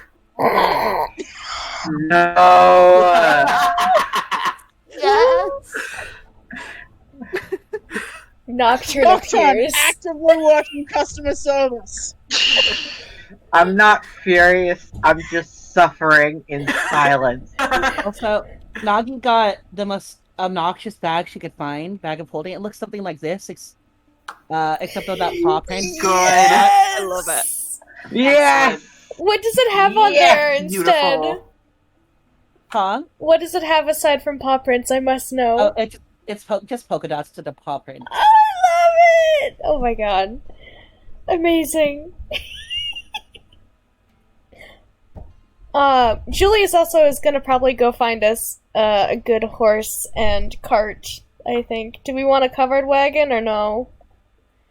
I think we want a covered wagon. Asta will go with you. Hell yeah. Julius will take you up on that. Maybe we can do some haggling. Nope, I think we had enough of that. Julius is fresh, he can... So you want a wagon and some horses. Yeah. Yeah. Wagon and 2 or 3 horses, I think, is the. Mm-hmm. Okay. So, a wagon and 2 horses together. I assume you're going for draft horses and not riding horses. Yeah, we're going for. I would think so. Since Draft- we're doing a cart, we Yeah, probably want. draft are the ones who will pull shit better. Mm-hmm. So altogether that'll be 140. 140? Yes. If you want a third horse, that'll be a 210.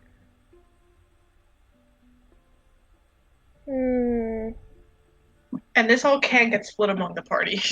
Yeah. Why don't we get a third horse just in case we need, like, a reconnaissance horse? I don't And know. a third horse will let us rest one of them. Yeah. Or we can kind of stagger the resting schedule. You said so that 220. they don't have to be pulling. Yeah. You said 220, right? I said 210. Or 210, okay. 210. Julius is just gonna be like, you know, is that extra 10 gold really necessary? You don't have to give us the most nice of cots. I think since we're buying so much, since we're taking 3 of your horses and a cart, I think we can maybe shave that number down just a bit. Make a persuasion check. Hooray. Julius. Persuasion. Watch him roll like shit, like you always do. Oh, there you go, buddy. Oh, it's set at GM, but I rolled a 23. Yeah, you can take 10 gold off. Hell yeah. They aren't making very much of a loss. Yeah. Aster will, however, how long is it to horse ride? It is 2 weeks. So I think he'll cover the 2 weeks of feed for the 3 horses. Mm-hmm. Okay. 30 Well, gold? 210 would have meant it was only like 30 per person contributing. About, But it's okay. yeah. So 200 is the full amount, but Aster divide will that toss 60 of his at that, and okay. Also cover feed and pack for, unless like the tack is included in the price of the horses. You know what? Just for... You said he's gonna take 60, right? Yeah. Okay. Julius will cover the rest, that's fine. He expects the rest of you to pay up later, though.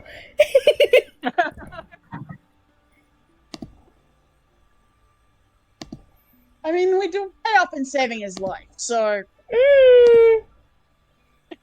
I know. Falcadius? Would the tack be included in sort of the initial purchasing of the horses, or is that... Yeah, that's concluded. Yeah, and then, the 2 weeks worth of feed for the horses. Extra Because, yes, 30 we for can that. raise them what? Extra 3? Extra 30. Yeah, Aster happily pays it. Alright, so we got 3 draft horses and a cart? Covered cart? Yes. Covered wagon, I suppose. Anything else for that evening? I don't think so. Cool. Find somewhere to buy some arrows. You can, there's like 7 smitheries and like 10 Fletchers in the fucking town. And somewhere to find a poison dagger if they can. If not, no. Okay. That one is going to have to be either persuasion or investigation, whichever one's higher. That would be persuasion. Hey, not bad. 20. So the way I'm ruling that is because you're not going to be able to fucking roll up to a Yeah, blacksmith no. and be like, "What's up? I want a poison dagger." They're gonna call the cops on you. Yeah. Go to Fantasy Costco. It's like, yeah, I'd like your assassination tools, please. I'd like a poisoner's kit, thanks. Also, by the way, do you have someone here called Dave? I have something for him. I made him a smoothie.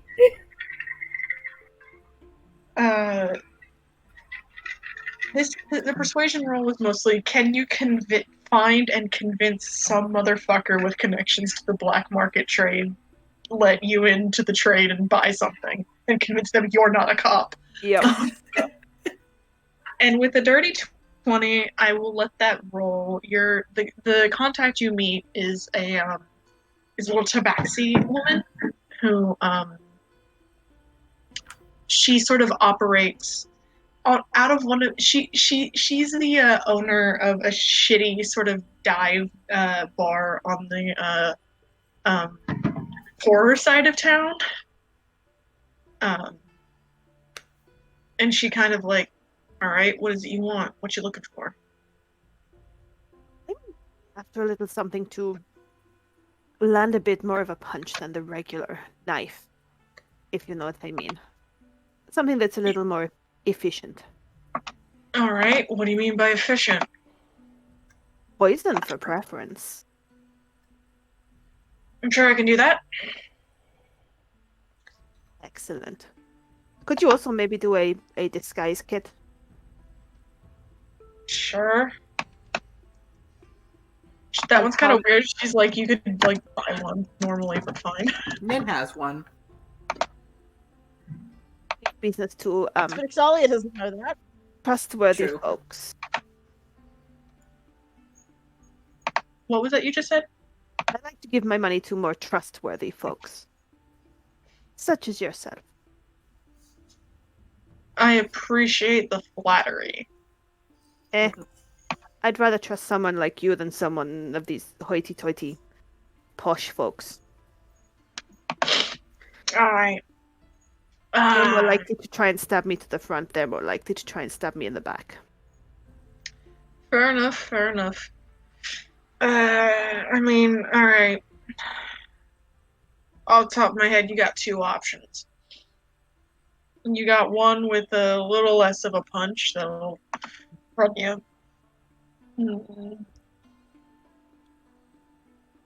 300. Stronger one with a bit more magic on it's going to run you about 1,500. The one is firmly out of my budget right at this moment in time, but we could maybe reach an agreement on the weaker one of the two. Thought I'd offer. All right. 350. Including the disguise kit. Yeah, I'll throw that in there.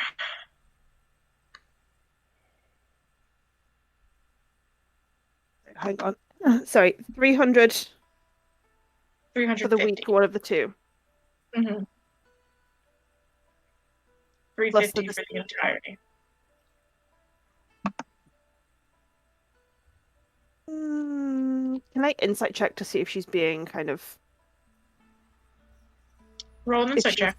excessively bumping the price up on that one? Mm-hmm. How did that roll? It did not. Oh shit! Never mind. You have no idea. Yeah.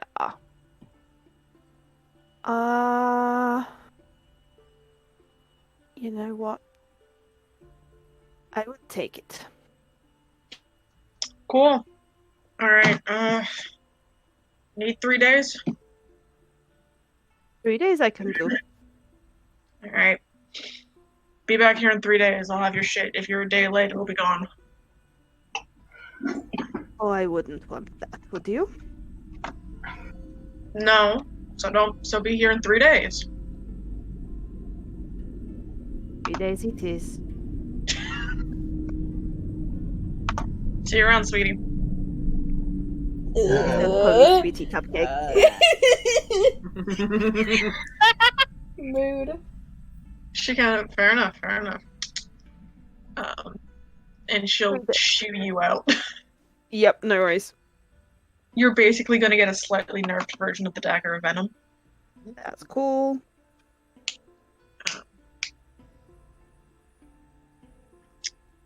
Yeah, there's no way that Ix could afford 1,500, so. The normal one is a rare item. I'm not gonna Yeah, like. I know. back in there. I know. Not without money dollars. Yep. We don't have money dollars yet. One day we Money will. dollars. That's cool. We only got like change dollars. Mm-hmm. So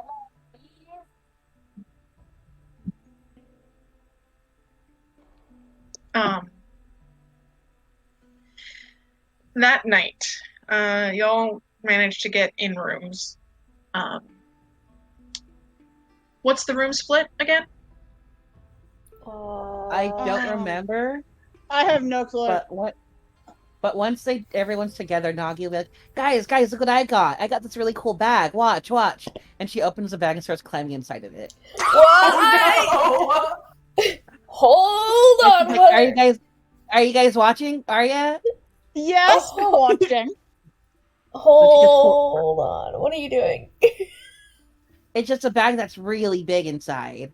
I think Are we'll be able to use it. Are you gonna get lost if you step in there and close? Hold on. I don't know, Oh my God, probably, but I'm not gonna do that. And she just pulls her head out. Oh, you just about gave Julius a heart attack. That would be really, really cool for sneaking into places. Oh yeah. The Don't- 100 has limited oxygen. Yeah, someone You roll me an ready? Arcana. Yeah, can I roll? Oh my god. Yeah, I feel like No that's way his- X is rolling Arcana. Sure. 15. 18. 16. Aster, you have no fucking idea what's going on at all. Yeah. You're too panicked about watching your inferior climb inside of a magic bag to think about it too much. Yeah, he's just kind of like, Alex, Julius, and Nin, you all know enough about magic that whatever's expanding that thing in there is more than likely no oxygen for people inside. Nagi, don't go in the bag ever again. Unless you're dead. Don't do that. Yeah, you probably wouldn't be able to breathe. Yeah, you do need to breathe. I hope you realize this. Could you Yeah. put dead things in there? Yeah, probably. They're gonna probably decompose, though. I No, think but- they've rot. That's no Yeah, fun. it'd be gross. But like for a little bit. Yeah. For like a couple hours. Like in case we ever need Yeah. to hide a body. Wait, can things decompose without oxygen? Julius is gonna look around. Are we saying this in a crowded area? Yes, Probably, yeah. you're He's fully gonna- in the middle of a tavern. Julius does is gonna sound like mutter that. and just say, "Don't talk about dead bodies in the middle of an area very crowded." No, but don't things need oxygen to decompose? No. Bacteria, mostly. Google. If I keep my mushrooms in there, it would help. Oh my god, it's the No. first search Oh suggestion. boy. Not surprised at all. What was that? The first search suggestion when I type in "do things need oxygen" is to decompose. Yes, they Yeah. do. Yes, they do. No, they do in some ways, but there is anaerobic Depends if it's decomposition. aerobic or anaerobic bacteria. Yeah. And also there is enough gas existent in a body that I'm gonna say yes, things will rot in the bag of holding. Okay. Exciting. I don't want to think about the body horror of putting a dead body in there and pulling it out years later and it's pristine. I don't want that. Thank you. That's what the Mm-mm. bag of Fair. colding is for. Ew, no. Cryopod. absolutely not. I mean, taxidermy. Yeah. I figure we could store like food in here and like loot and I don't know, literally anything we don't want to carry. It's pretty neat. And it also has this really annoying color palette and she waves it around. Oh, it's giving me a headache. Oh I yeah. like it. Oh yeah. Just don't wave it around that much. Okay, Ever yeah. since I looked at this thing, it's been giving me a headache, and it's wonderful.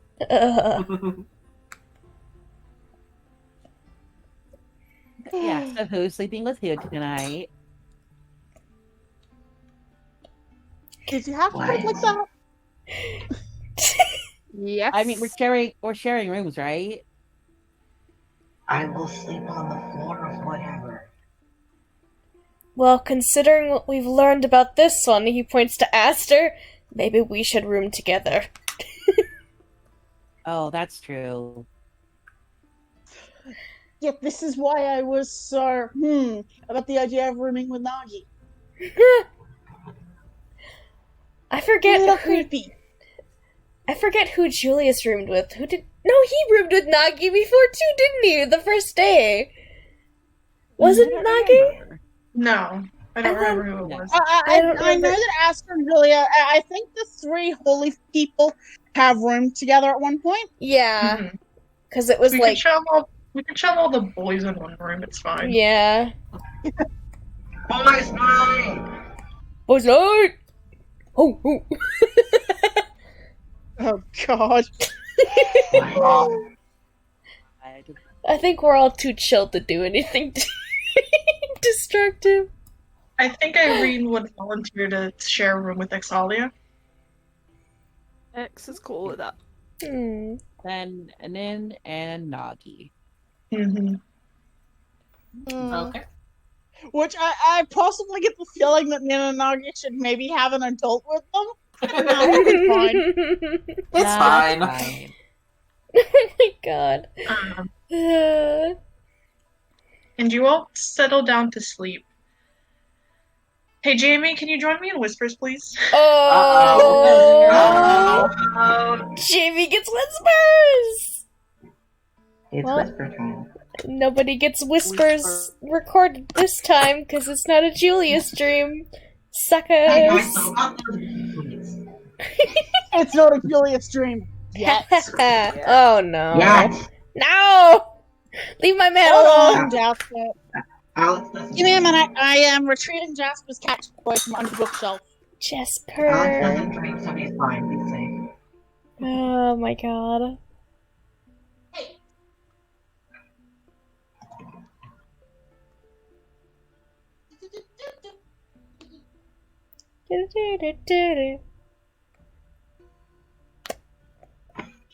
We got horses. We gotta have Nagi name them. How many horses do we have? We have 3. 2 to pull the car and 1 extra. Julius is going to name one of them himself, though, I think. Fair enough. Because he bought the whole package. Oh. That's reasonable.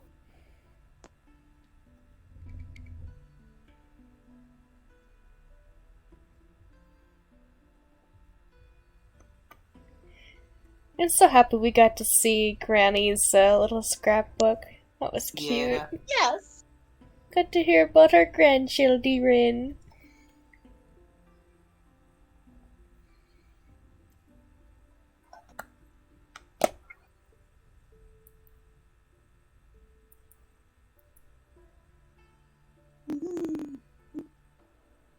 Do you want out on the balcony? Is that what you're asking me for? Is that Jasper? Or Stormy Cat? Stormy is just vibing. Oh. It is Jasper. Stormy usually just vibes in the bedroom. Free Jasper. It's free Jasper. Free Jasper TM. Free her. Well, at the moment, she's now playing with her mouse toy. Like, she's tossing it around with her paws and then, like, grabbing the tail in her mouth and Oh. tossing it.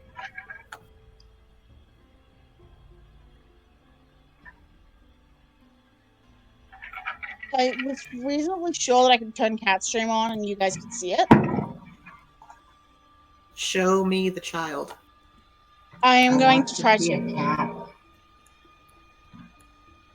Yo.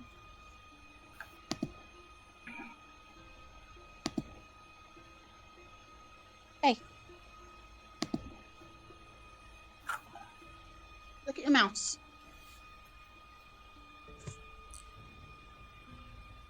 Do I need to retrieve it for you? I do. Because she knocked it on the bookcase again. No goodness.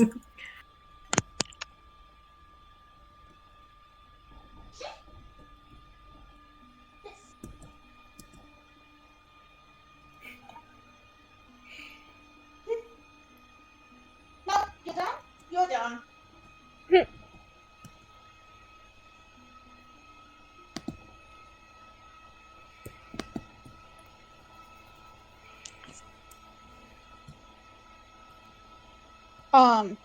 She unfortunately decided she was done just as I was about to try and filming. Oh, that's I will try to get the video at some point. typical cat behavior. She's now in the sunlight. Hmm.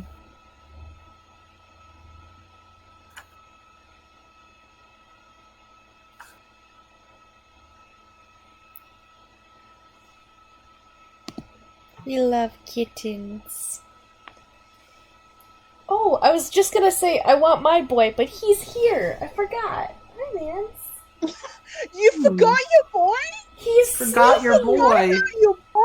He's been asleep the entire time, so he hasn't moved. I haven't noticed him at all. Hi, buddy.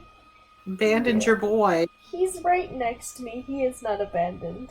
Abandoned your boy. I did not abandon my boy. Right, Lancey, you're fine. He's just very sleepy. God, he's so cute. He's got his little head like tucked under his paws. Or he's got like his paws curled up and his head's just tucked in, and it's so cute. Oh, sweetie. Cute baby. Yeah. Oh, you Baby, lifted your head. You wanna go mans. back to sleep? Yeah. Go back to sleep, child. Yeah. Jasper is rolling around in the sunlight showing her teeth. Baby.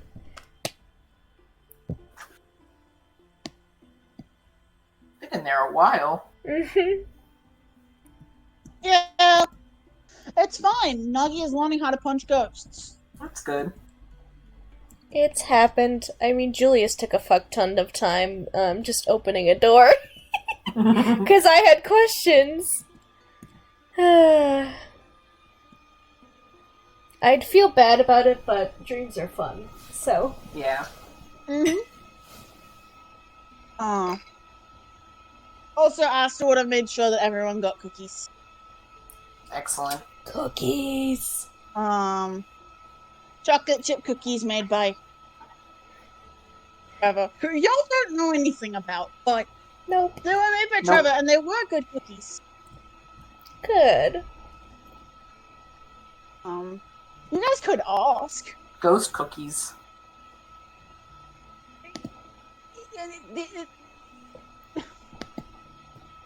They're real. They Ghost are cookies. solid and tangible. Cookies made by a ghost. He's not a ghost. Or is he? Definitively not. He's a social worker. Could be a ghost. Anyone could be a ghost. He is one of the living stuff. He is also a cyclops, and he is vibing. Ooh. And apparently he has to actually put concentrated effort into actually making the cookies like regular people size as compared to like giant size. I mean, No. we would absolutely eat giant cookies. Give us one If he made big them. giant cookie. It's like a cookie cake. Yeah. I've actually never had one of those before. They're not that great, to be honest. Yeah. Regular cookies are better. They look a little weird, so I never... Yeah. I like a But little bit Trevor of a has put chewy significant cookie. effort into like tiny cookies. Well, tiny by his standard. I love him. He is a cyclops and he is a good bean. Good bean.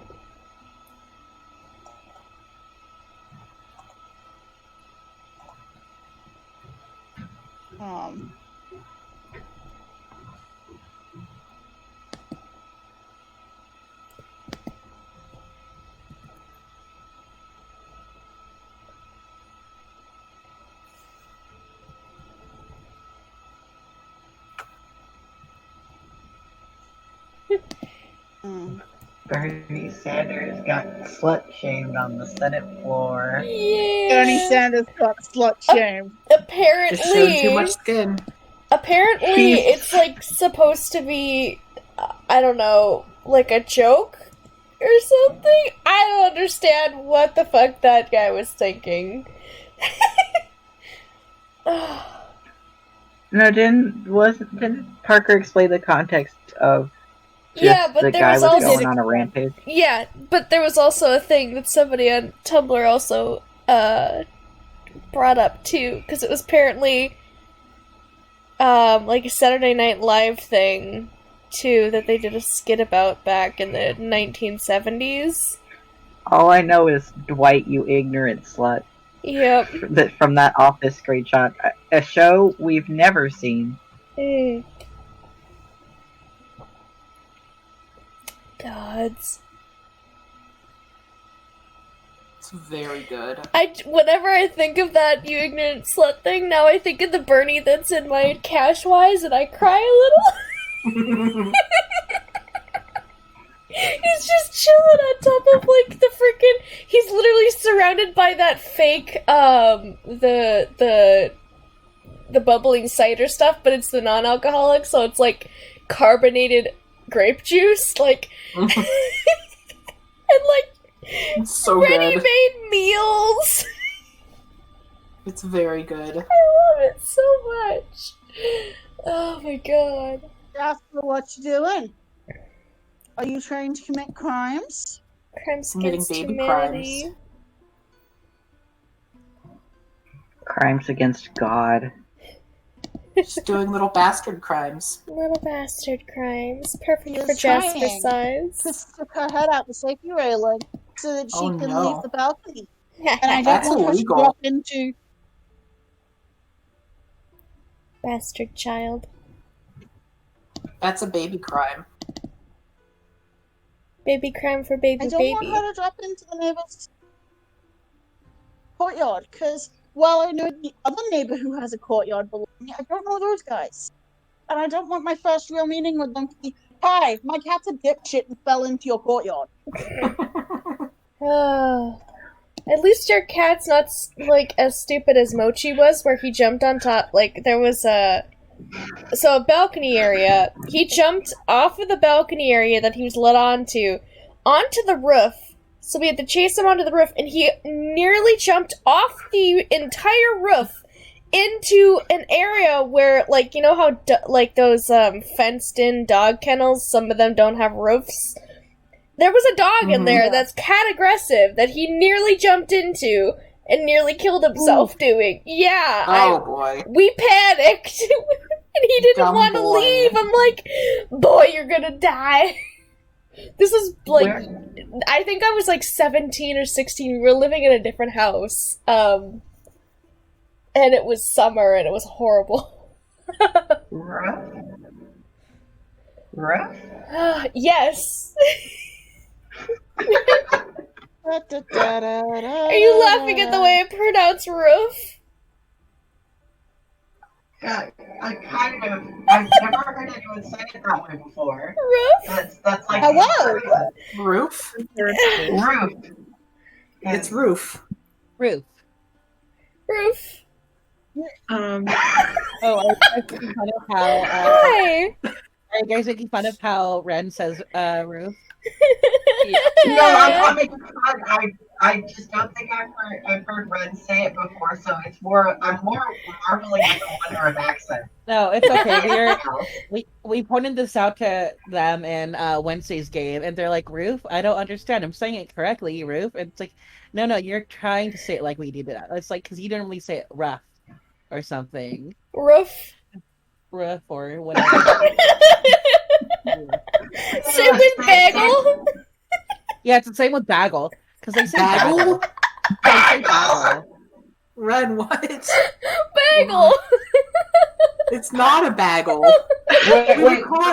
We would call it a bagel as a joke when I was like a kid. That's just how I say it. What American region are you in? I'm Central Minnesota.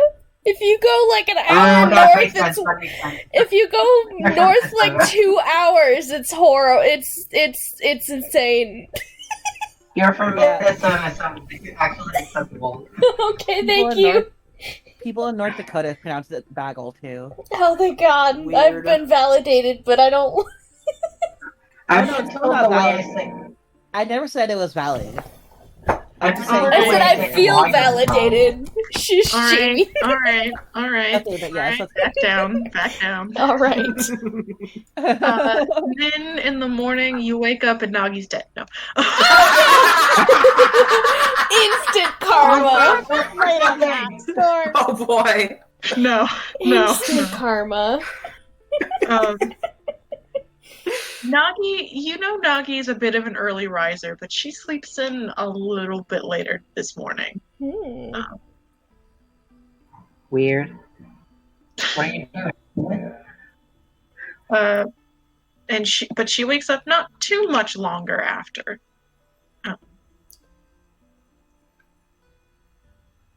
Is it enough that the boys would have noticed? Nope. Okay. Just curious. Hey, Morning. good morning. You want to see how much stuff we can fit in this bag? Oh hell yeah! Do you think the people who own this place will notice if something's missing, or? Not if we put it back. That's true. Oh, what if we put It's it all just an back? But experiment. no, what if we put it all back but in different places? Yes. Yeah.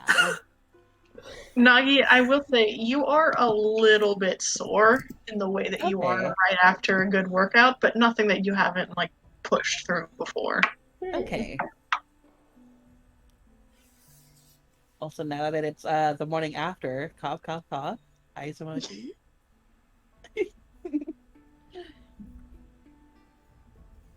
Oh yes, you get your level today. Just Nagi? All of you get your Yes, level today. Level up. We love Hell you, yeah. darling. Only Nagi levels, the rest of us stay Only at level Nagi. 5. The rest of you need spooky bullshit Forever. dreams before you Yep. before you level. Hell yeah. Julius gets empowered healing. I don't know what I get. So if any of you guys roll hit dice, I can spend a sorcery point to make you re-roll it if you don't do well with it. If you're within 5 feet of him, anyways. Do you want to stand within 5 feet of me when I'm rolling?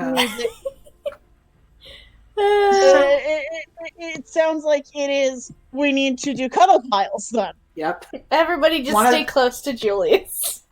Want to stand within 5 feet of me when I'm rolling my new HP? So, does anyone have anything they want to do with this 3 days of town time? Nin wants to figure out what our mushrooms do, but besides that, no. I Yes. forgot. Okay, Oh. let's start with the mushrooms. Nin, roll me either an investigation or a nature.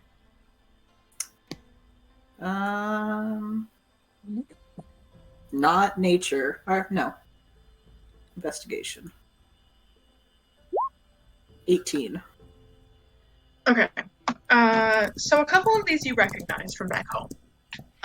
One of which is just like a fun, cool mushroom that your mom used to put in stews sometimes for a fun, funky, fresh flavor.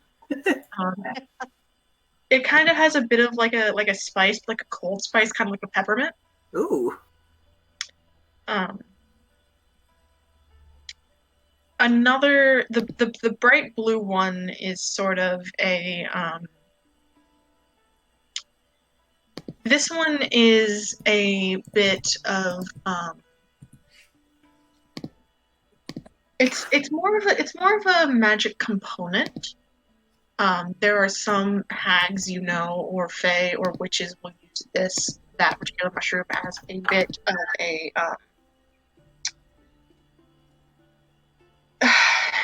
it's more like a catalyst for potions. Okay. It's really good at activating latent effects in other plants and materials. It doesn't really do much on its own, but like combined with something, it can like do something funky.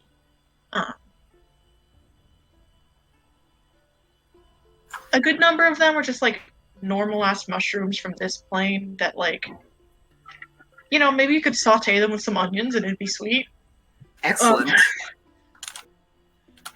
There is one, however, one that kind of catches your eye, and you don't really recognize it at first, and then you remember some of the warning lectures your mom used to give you, and you realize, Oh, boy. that's drugs. Oh boy.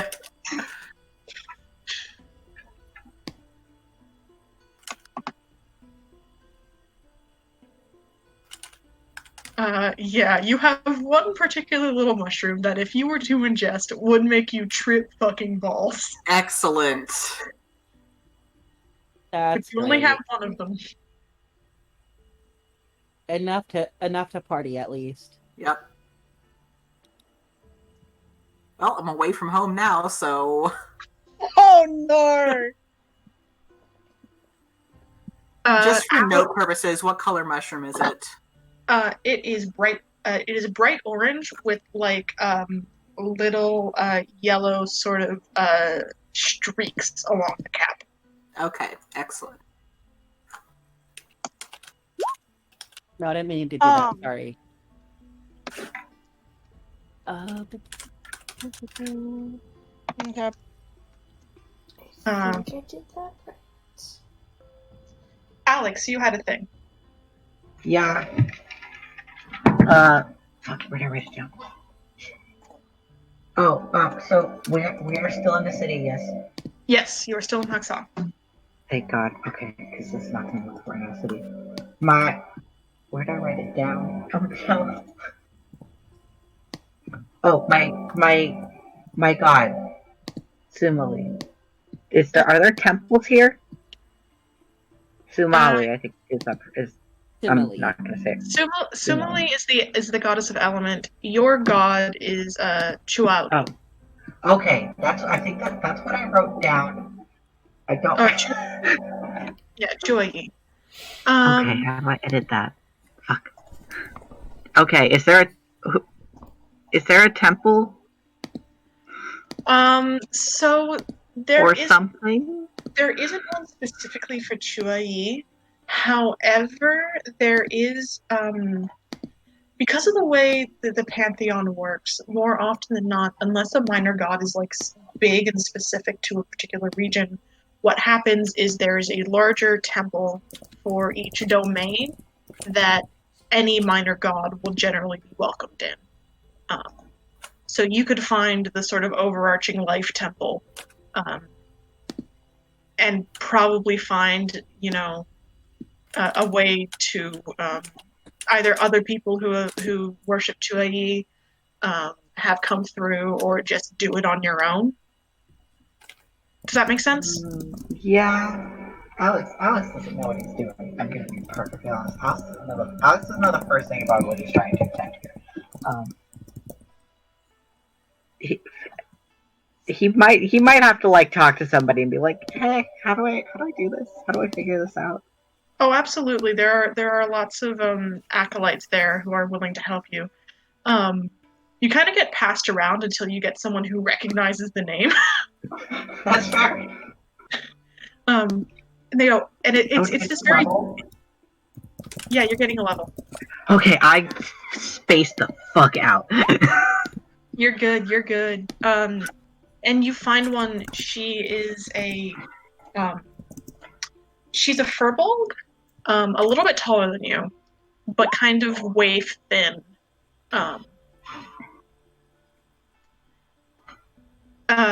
And she, when you meet her, she's oh, Chuai, oh, you're from the Wildlands then. Yes. Well, I'm not from there myself, but I know quite a bit. It's a bit of a study subject. Cool. She kind of has that like expression of like the ADHD person who wants to info dump but isn't going to. Valid. Love her.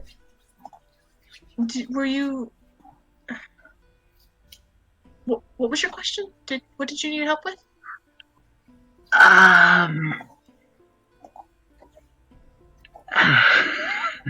Alex is like deeply, deeply embarrassed that he has to ask this. By the way, unfortunately, I'm not super familiar with a lot of like the worship intricacies. I needed a space that was probably like that's best for contact, but I don't know even the first thing about it. Oh, that's okay. That's okay. Okay, so not a holy man. They're not a medicine man. Okay. Well, there's... Okay, there's... Sorry, that was out of character. Yeah. There's a garden out back that would probably be best. And then I can get you the proper incense and things. I can show you how to use it. That would be nice, yeah. Okay. You'll have to give me 1 second to go get things. And she kind of disappears down a back alley. Like, she like goes to disappears. Like, wait, no, I should show you, and like waves you forward. Uh-huh. And she shows you to like a little storeroom. And she kind of, there's a lot of like dried plants in here, a lot of dried plants and incense sticks. And she sort of goes around and she sort of points a couple of leaves and a couple of different like root stems out. Things that you, like, as she says, you recognize from like Martha and the way some of the other people in that group would worship, but you hadn't really like gotten the education yet. Yeah. But you like you recognize the shape and the smell, and you're like, oh, okay, that's what that's called. Like you're learning this. And she sort of she kind of pulls them all off the land and presses the bundle together, and then reaches over and grabs a couple of scented incense sticks. Actually, before she kind of reaches over to grab them, she goes, "Do you have a preferred scent?"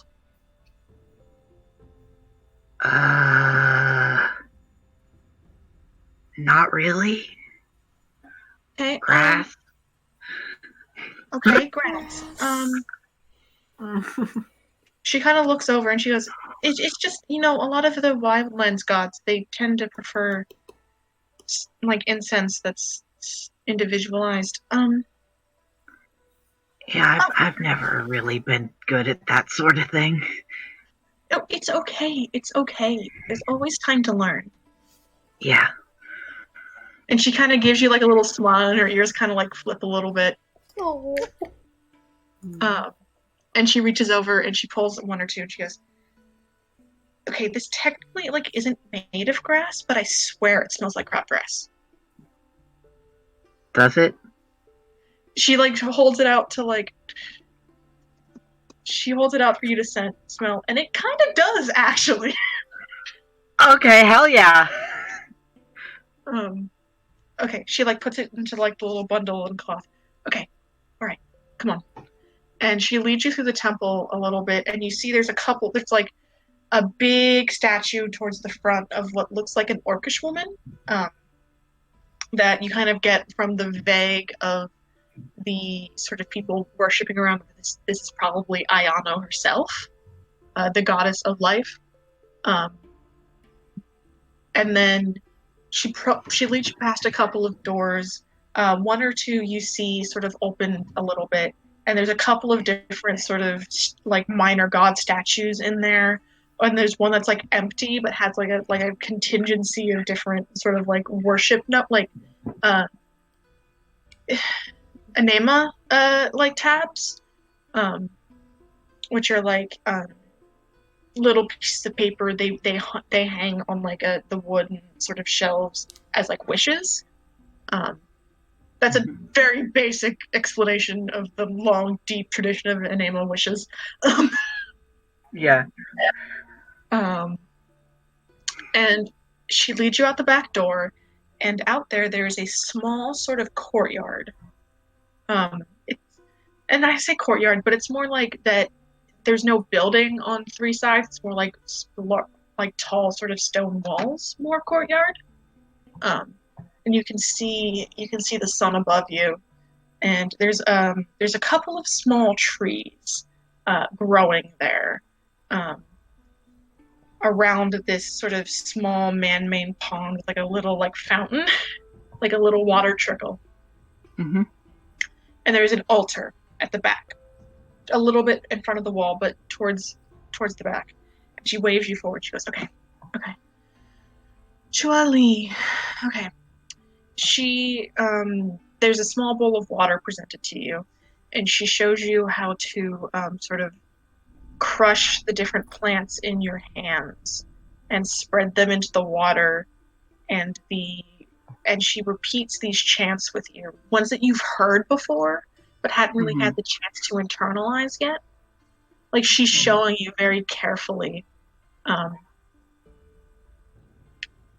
And then finally, she holds out the incense to you, and she lights a lantern with a match on the floor next to the altar. She goes, okay.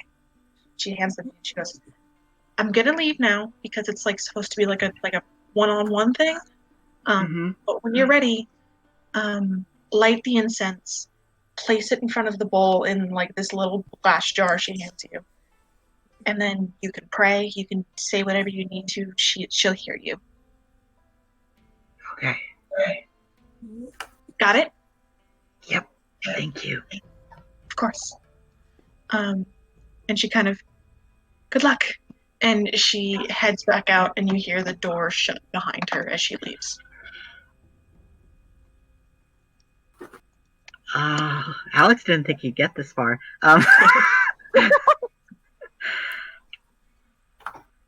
Okay. Here he goes. So he I'm actually very suddenly very, very nervous. he lights the incense and does the thing, and so I mean, I don't know why. She said you'd be listening, but I don't really. Never mind. I don't know why you'd be listening to me. But I wanted to say, I want to let you know, thanks for, at the very least, marginally sticking around. I'm trying to do my best. I guess I don't even know what I'm doing. If any of it's for you, or if I'm just whatever. But I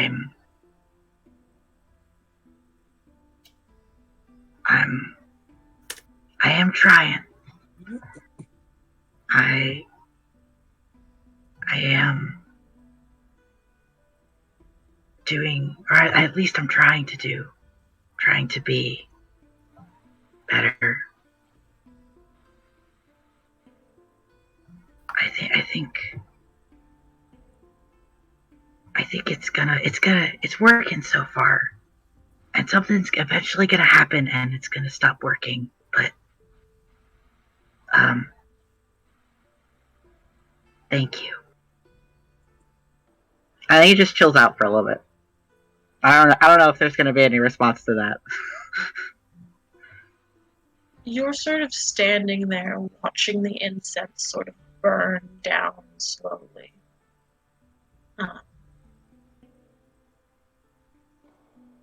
And the sort of crumbled up flower and root petals are sort of swirling sort of gently in the water where you left it. And then there's the faint trickle of breeze, on which is the smell of fresh cut grass. And it kicks the flame up a little bit. It disturbs the petals. But it's warm. and then it's gone.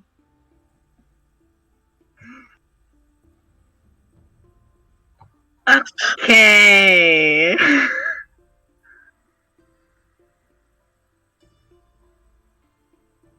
Vague, but you don't have a spell to back it up, so that's all No. I got for you. I know. Alex isn't looking for.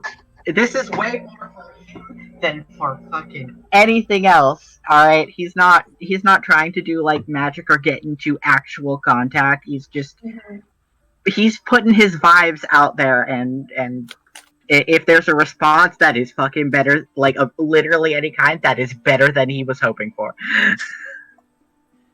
You kind of get the sense that, like, if it's putting out the vibes, she's at least acknowledging that the vibes were felt.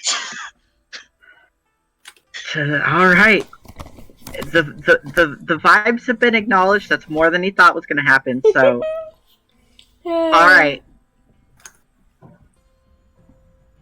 cool. Oh, that is not good news. Oh my god. That is not good news, man. Well, Julius has fireball, so I don't know what else is worse. That's not good news either. Hey, it's a modified one, so it's not necessarily just fire. It looks more like radiant than fire, so you're welcome. Alex can prepare one more spell. Yeah, Hell so yeah. can Asta can, however, make you guys ignore crits. Ooh, yes. Only a Wait, couple of what? times a day, though. I know. So, Alex, as you head out of... Oh my god. I forgot that this was the level. Sorry, I just looked. At 6th level, when a creature within 30 feet of you makes an attack roll, you can use your reaction to grant that creature a +10 using the channel divinity. Oh, hell yeah. Yeah. I can use the channel divinity Wait. as well. Is Alex a war cleric? Yeah! I What? love him. Yeah, Alex Y'all is a didn't war. know that? Alex is a didn't war know cleric that. because Alex is a war cleric because I think war clerics are cool and I like playing them. Hell yeah. Fair and valid. Good reason. Okay. Alex is also a war cleric, probably for other thematic reasons that I can't tell you. Also fair. So, Alex, you open the door to leave the sort of garden, and the Furbolg Alkalite is standing there. And she's like, hi, I forgot to give you my name. Oh, I forgot to give you mine. Higuchi Ayuka, so you could just call me Ayuka. My name's Alex. Just Alex. Okay. Thank you so much for your help. No problem. And she kind of like has this little bag and she like holds it out to you. I made you a couple more little bundles with the incense since I didn't know what the incense was, so I can't tell you what to find. So Oh, thank you. yeah, just some water and some trees, I guess. All you need. Yeah. Thank you. It problem, means a Alex. lot, really. It's kind of my job. Okay, Alex is done, unless he has to pay anything for that. No, she's giving it to you. Like, take it and go before you go. Leave. Okay, go. He's going.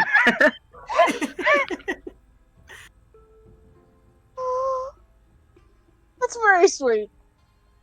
That is very sweet. Okay, Alex, that was good. I wasn't expecting that to go as well as it did, but it went very well. All Very right, good. that's good. That went better than Alex expected it to go. He was expecting to find a dead end. Asta also has a temple visit he wants to do. Otherwise, over the next a couple of days, all he's doing is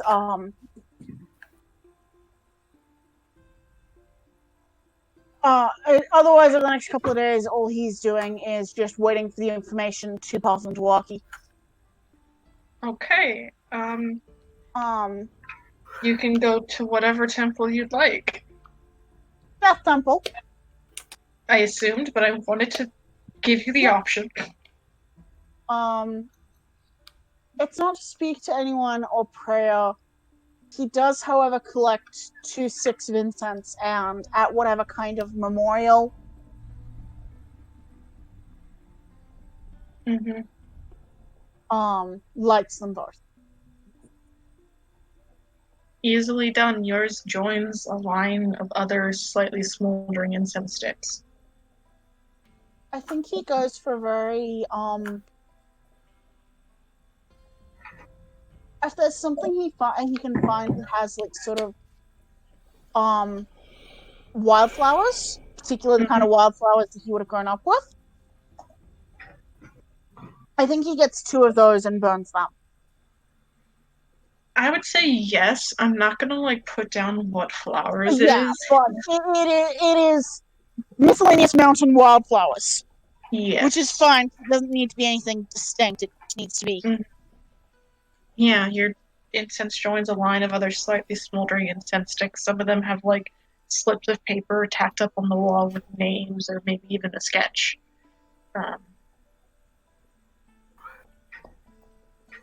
But yeah.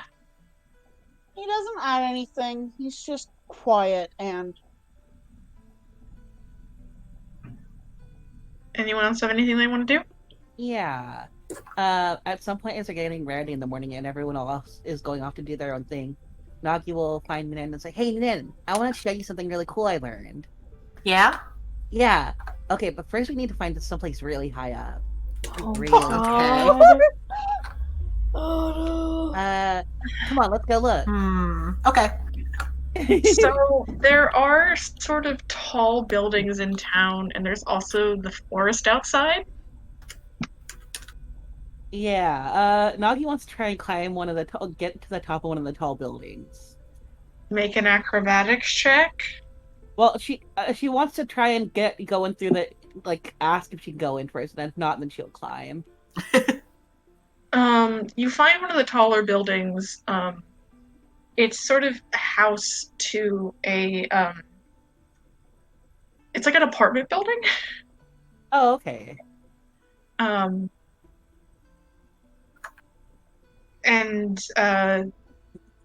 when you ask the front desk, sort of the first sort of like room there, like if you can get onto the roof, they kind of go, why? Can I ask? I wanted to show her a cool trick, and she points to Nin.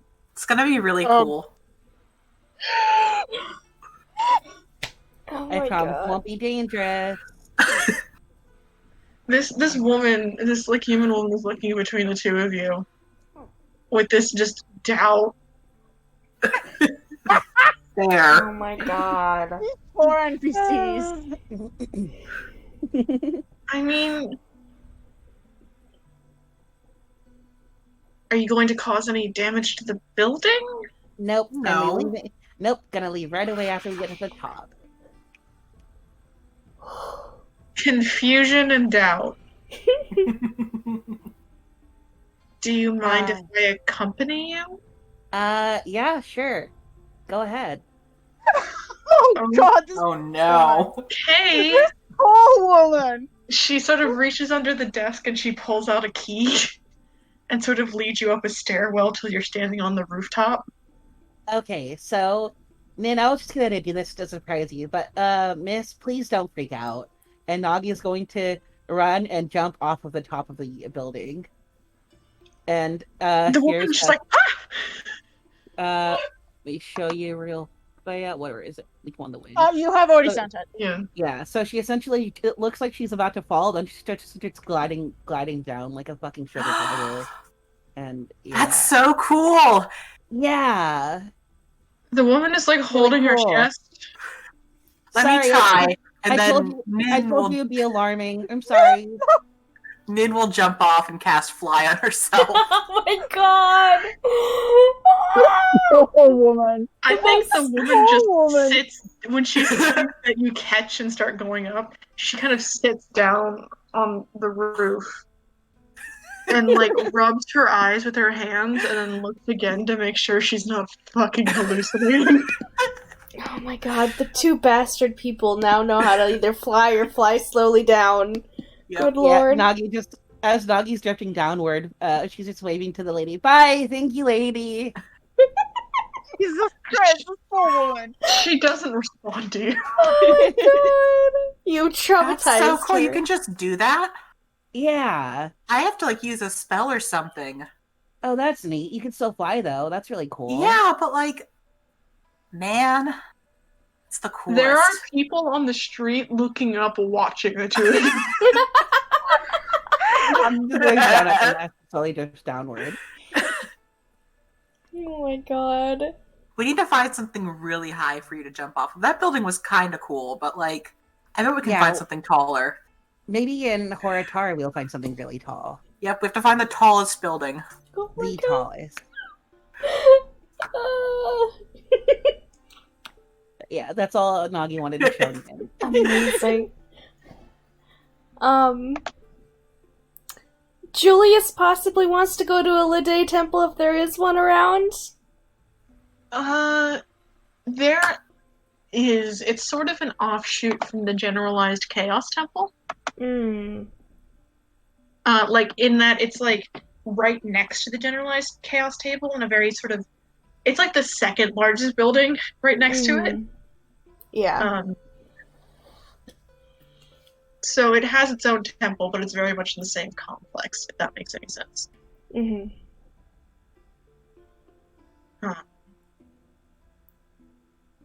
You can do so. Okay. Is It is a Oh, I was just gonna say, is it busy? What's going on? So it's a little busier than you think probably normal. There's a lot of people kind of coming in and out. It seems like a lot of people are asking for blessings for safety to get to the Harvest Festival Mm. and other like that sort of thing. In the center of the temple, there is a small stone statue of Lede. It is not in the same pose as the one from the square for Atari. She's sort of sat down cross-legged, the paintbrush in one hand, and the bell and a silver bell in the other. It's like a finely carved marble. There's an altar in front of it, and then off to the side there are more private sort of praying areas. There's a collection of free incense kind of around as well. He might go off to one of the smaller pray areas. Not like to necessarily pray, I guess, but what would he There's do? a smaller sort of altar sort of table here with a cloth over it, and behind it is a painting. It's a very beautiful painting. It's nothing like an artist or anything. Okay. But to find like a nice painting in place of like a statue or more direct symbology for Lede like is common enough. Mm-hmm. He relaxes a little bit, kind of make himself comfortable and just... It's been a long time since I've been to one of these places. Just kind of like look around a little bit and just mutter...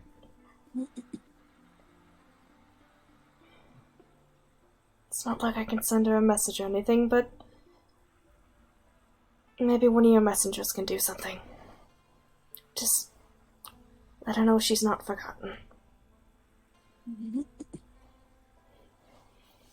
You know, just stay there for a little bit longer and then go. As you leave, as the door squeaks open, you almost hear what might be, but maybe it's just the sound of the door. A little fox skip.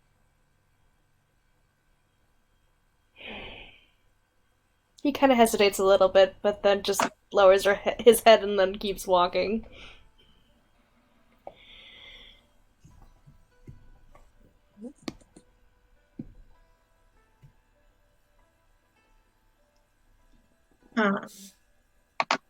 And Anything else? He will leave. That is all I wanted to do for him.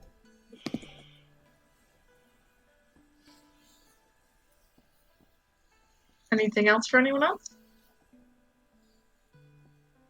Except for hopefully getting the information for walking. No, that's just gonna possibly do some more pottery, but On your second day, after you get a list, and it's easy enough to pass it off into the household. yeah. Oh, great. And Nagi, at about the second day, you get your 50 gold back. Fuck yes. I also want to go buy woodcarver's tools. You can do that. How much are they? Can anyone know? If Uh, I can type. My fucking Google knows that I'm a D&D nerd. Half the things I type into has something 5e. Same with mine. Yeah, same. It'll cost you 2 GP. Oh, so expensive. Yeah, I'll buy it. Mhm. I think Asta might try and get some, like obviously not like a pottery wheel or something, but like some tools he can use for clay. Mhm. Because apparently this is going to be a regular thing, and he doesn't exactly have. Again, 2 GP. Arts and crafts in the in this D&D party. They're just everywhere. We got a wood carver. You do art to coat. A painter. Clay So worker. PK, if you're listening to this, and I'll tell you later, if you have anything you wanted Irene to do separately during these 3 days, go ahead, let me know. We can retcon it and we can figure it out.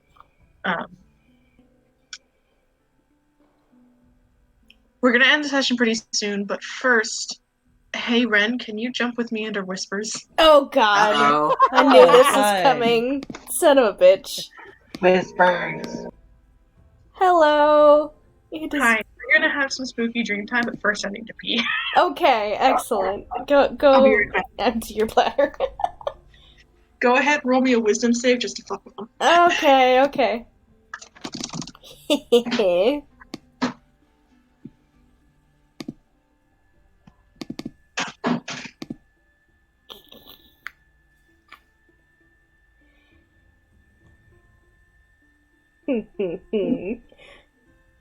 I hope you guys are listening to session so that we can just laugh about the fact that I rolled a wisdom save.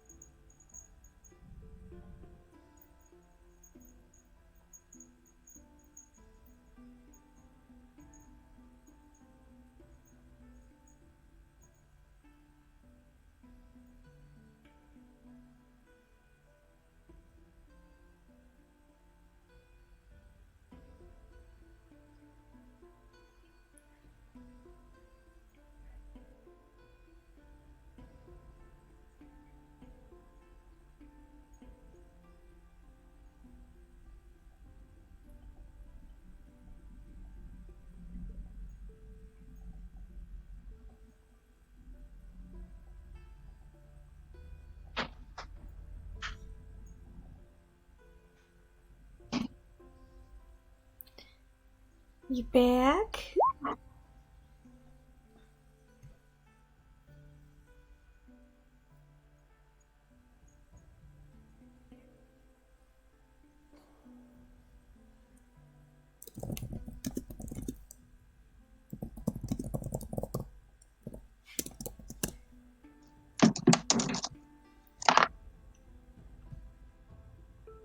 Hey, sorry about that. It's all good. Okay. You dream. It is the third night that you're in Huxam, the night before you're destined to leave. You're supposed to leave, or at least plan to. And you dream. Strike save with non-spell attack.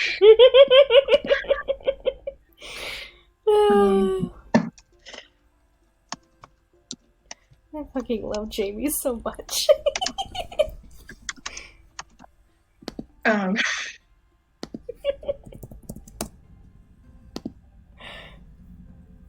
And just like the last time you had a dream like this, there is nothing until the scent of foliage and greenery hits your nose and you open your eyes. And you are once again standing at the Statue to Lide, the square of Ortari. And you look back over your shoulder, and there is the temple once again.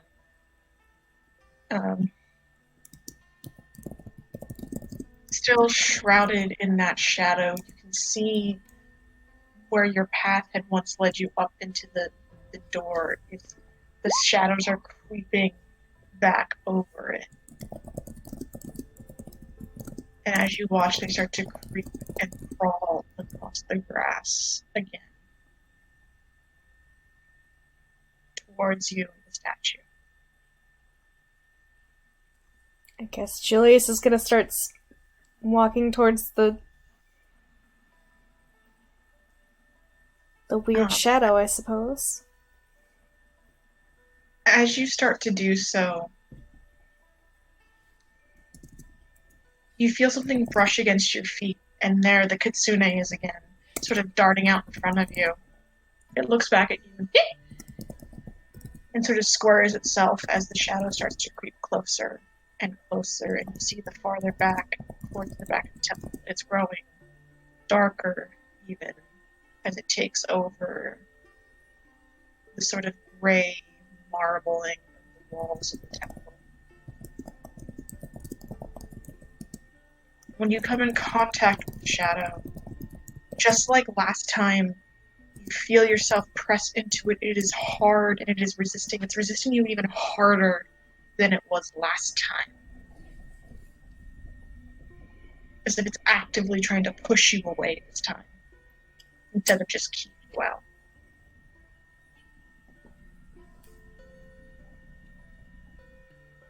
What do you do? He's just gonna curse and just be like, "You're not gonna keep me out of my own fucking house." And just attempt to press back against it, maybe even summon a spear if he can. Make me a charisma check.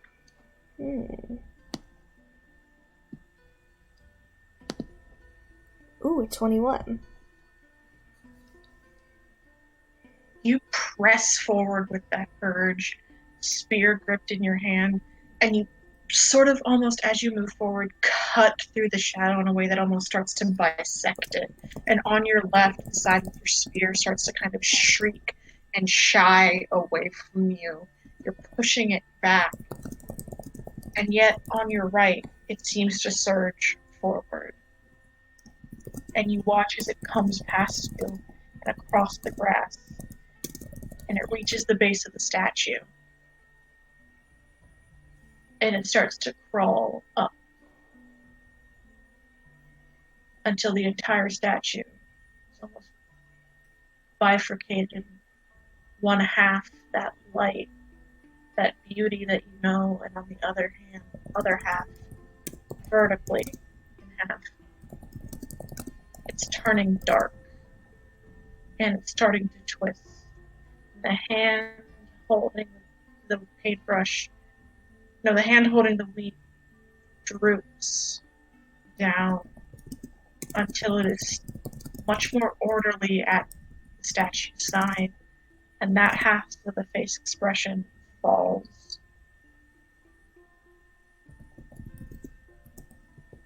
And the kitsune is circling your feet, and it's yipping very loudly at you. Even as you manage to push half of the darkness away, the other half is still surging forward, trying to grab a hold, but just only managing to split the statue in half.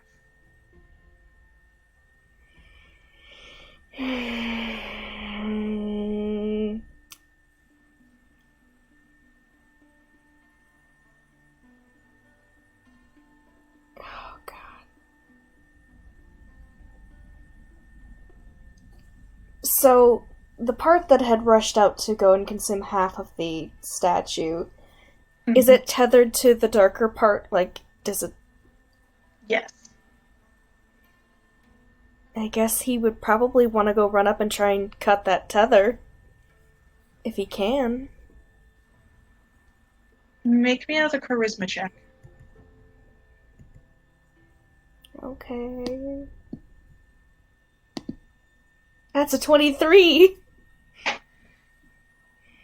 You sort of run to the right and you start to sort of hack and slash at it, your spear sort of driving in.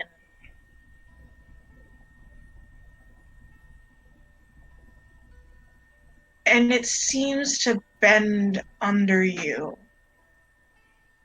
But even as you're paying attention to that, the left starts to move forward again and you have to reach back over. And it's too much for you alone to handle. You're doing something, it's working. But you alone are unable to stop it. And as you're looking towards the temple, trying to find a way to maybe route this off, in the side building, where you know most of the temple people live and work, there's a spark of light you see. Sort of in the ground underneath it. And you wake up. Oh boy, okay. Jump back to normal chat? Mm-hmm.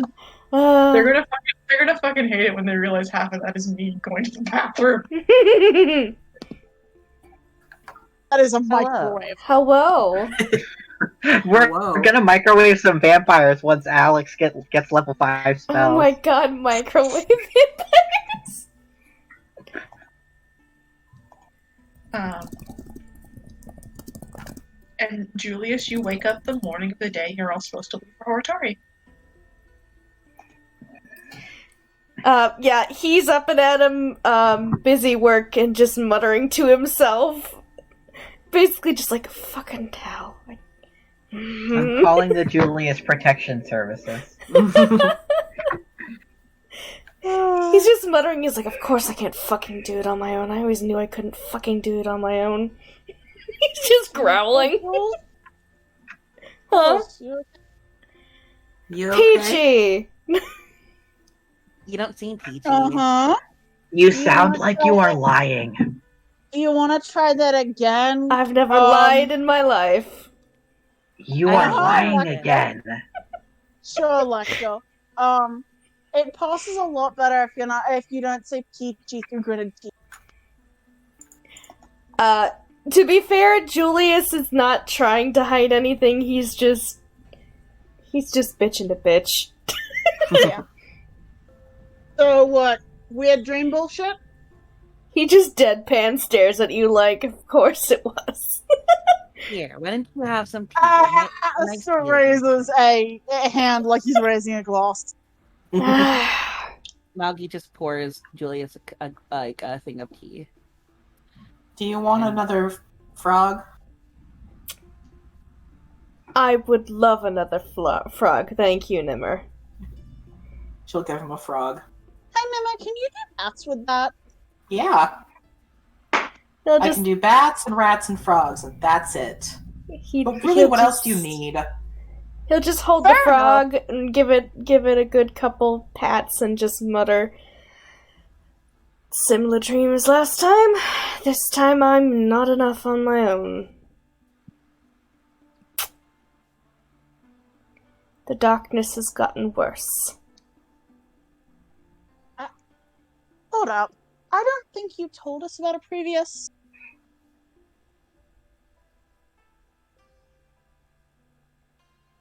How do you mean worse? Like, does it cling? Does it. What do you mean? He just kind of like taps his finger a little bit on like one of the tables, trying to think if he wants to divulge the information.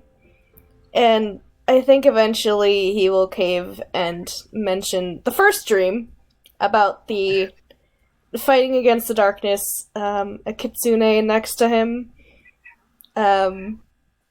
how he was able to basically push open the door just barely the first time. And the second time, the shadows had consumed quite a bit, and even with him cutting through some of the darkness, it had consumed half of the Lede statue vertically, to the point where the hand holding the wheat had fallen and become more orderly.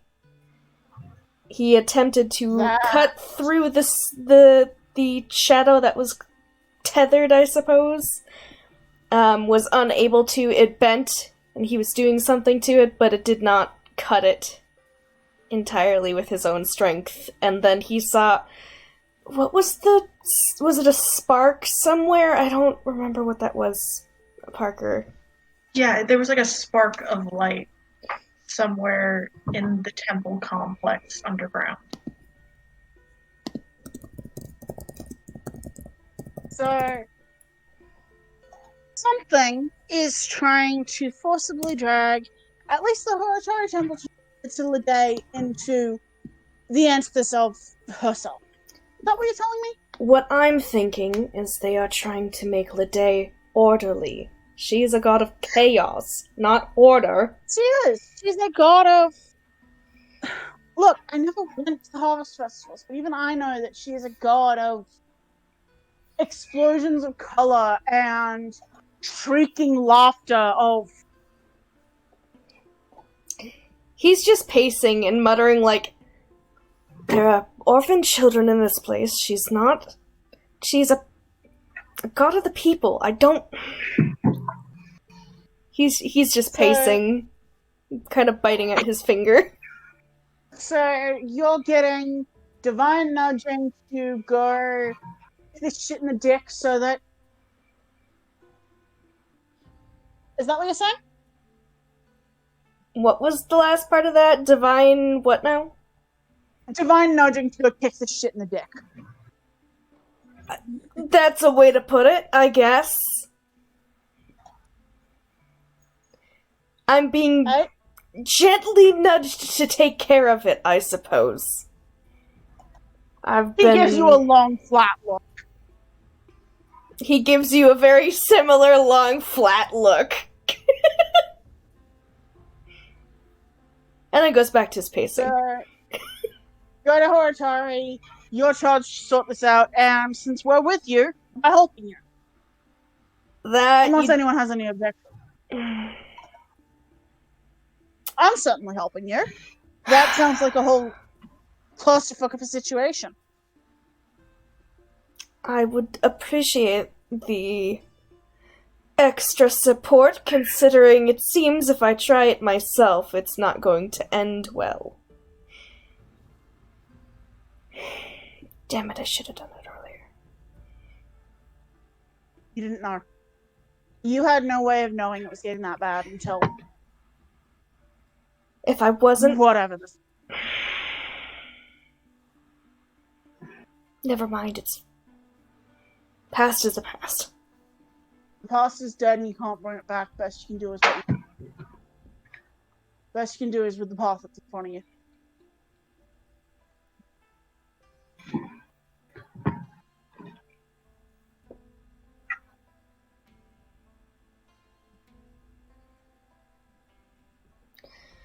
Not for anyone else, but I'm willing. That sounds like a whole bad news. I'm not helping as any kind of taps the holy symbol.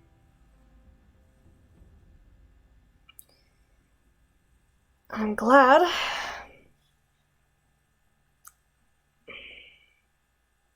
It's not their business. We deal with dead shit. This is freelancing. This is freelancing, and Look, I can't promise there's no dead shit. It's been a while since I've been to that temple Sorry? specifically.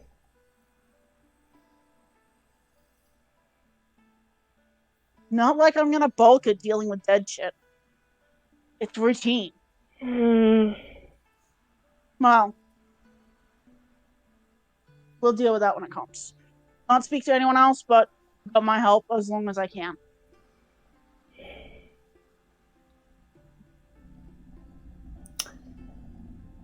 Well, maybe there'll be compensation for anyone who's not so keen to help.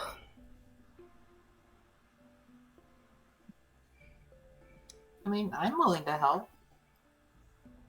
I'm willing to help too.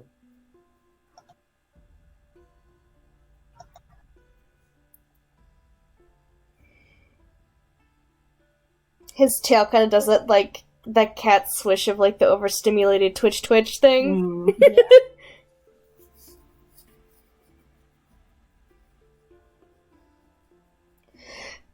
I suppose we should have breakfast.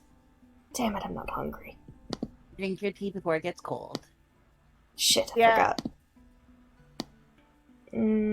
What type of tea is this? You're not trying to poison me, are you? Green tea. He gives it a sniff. I'll drink the tea. He was mostly joking about the poison thing. Mostly.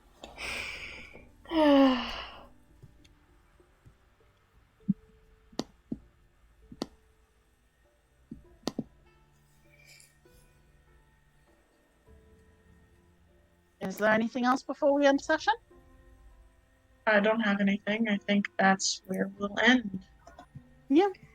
Hooray.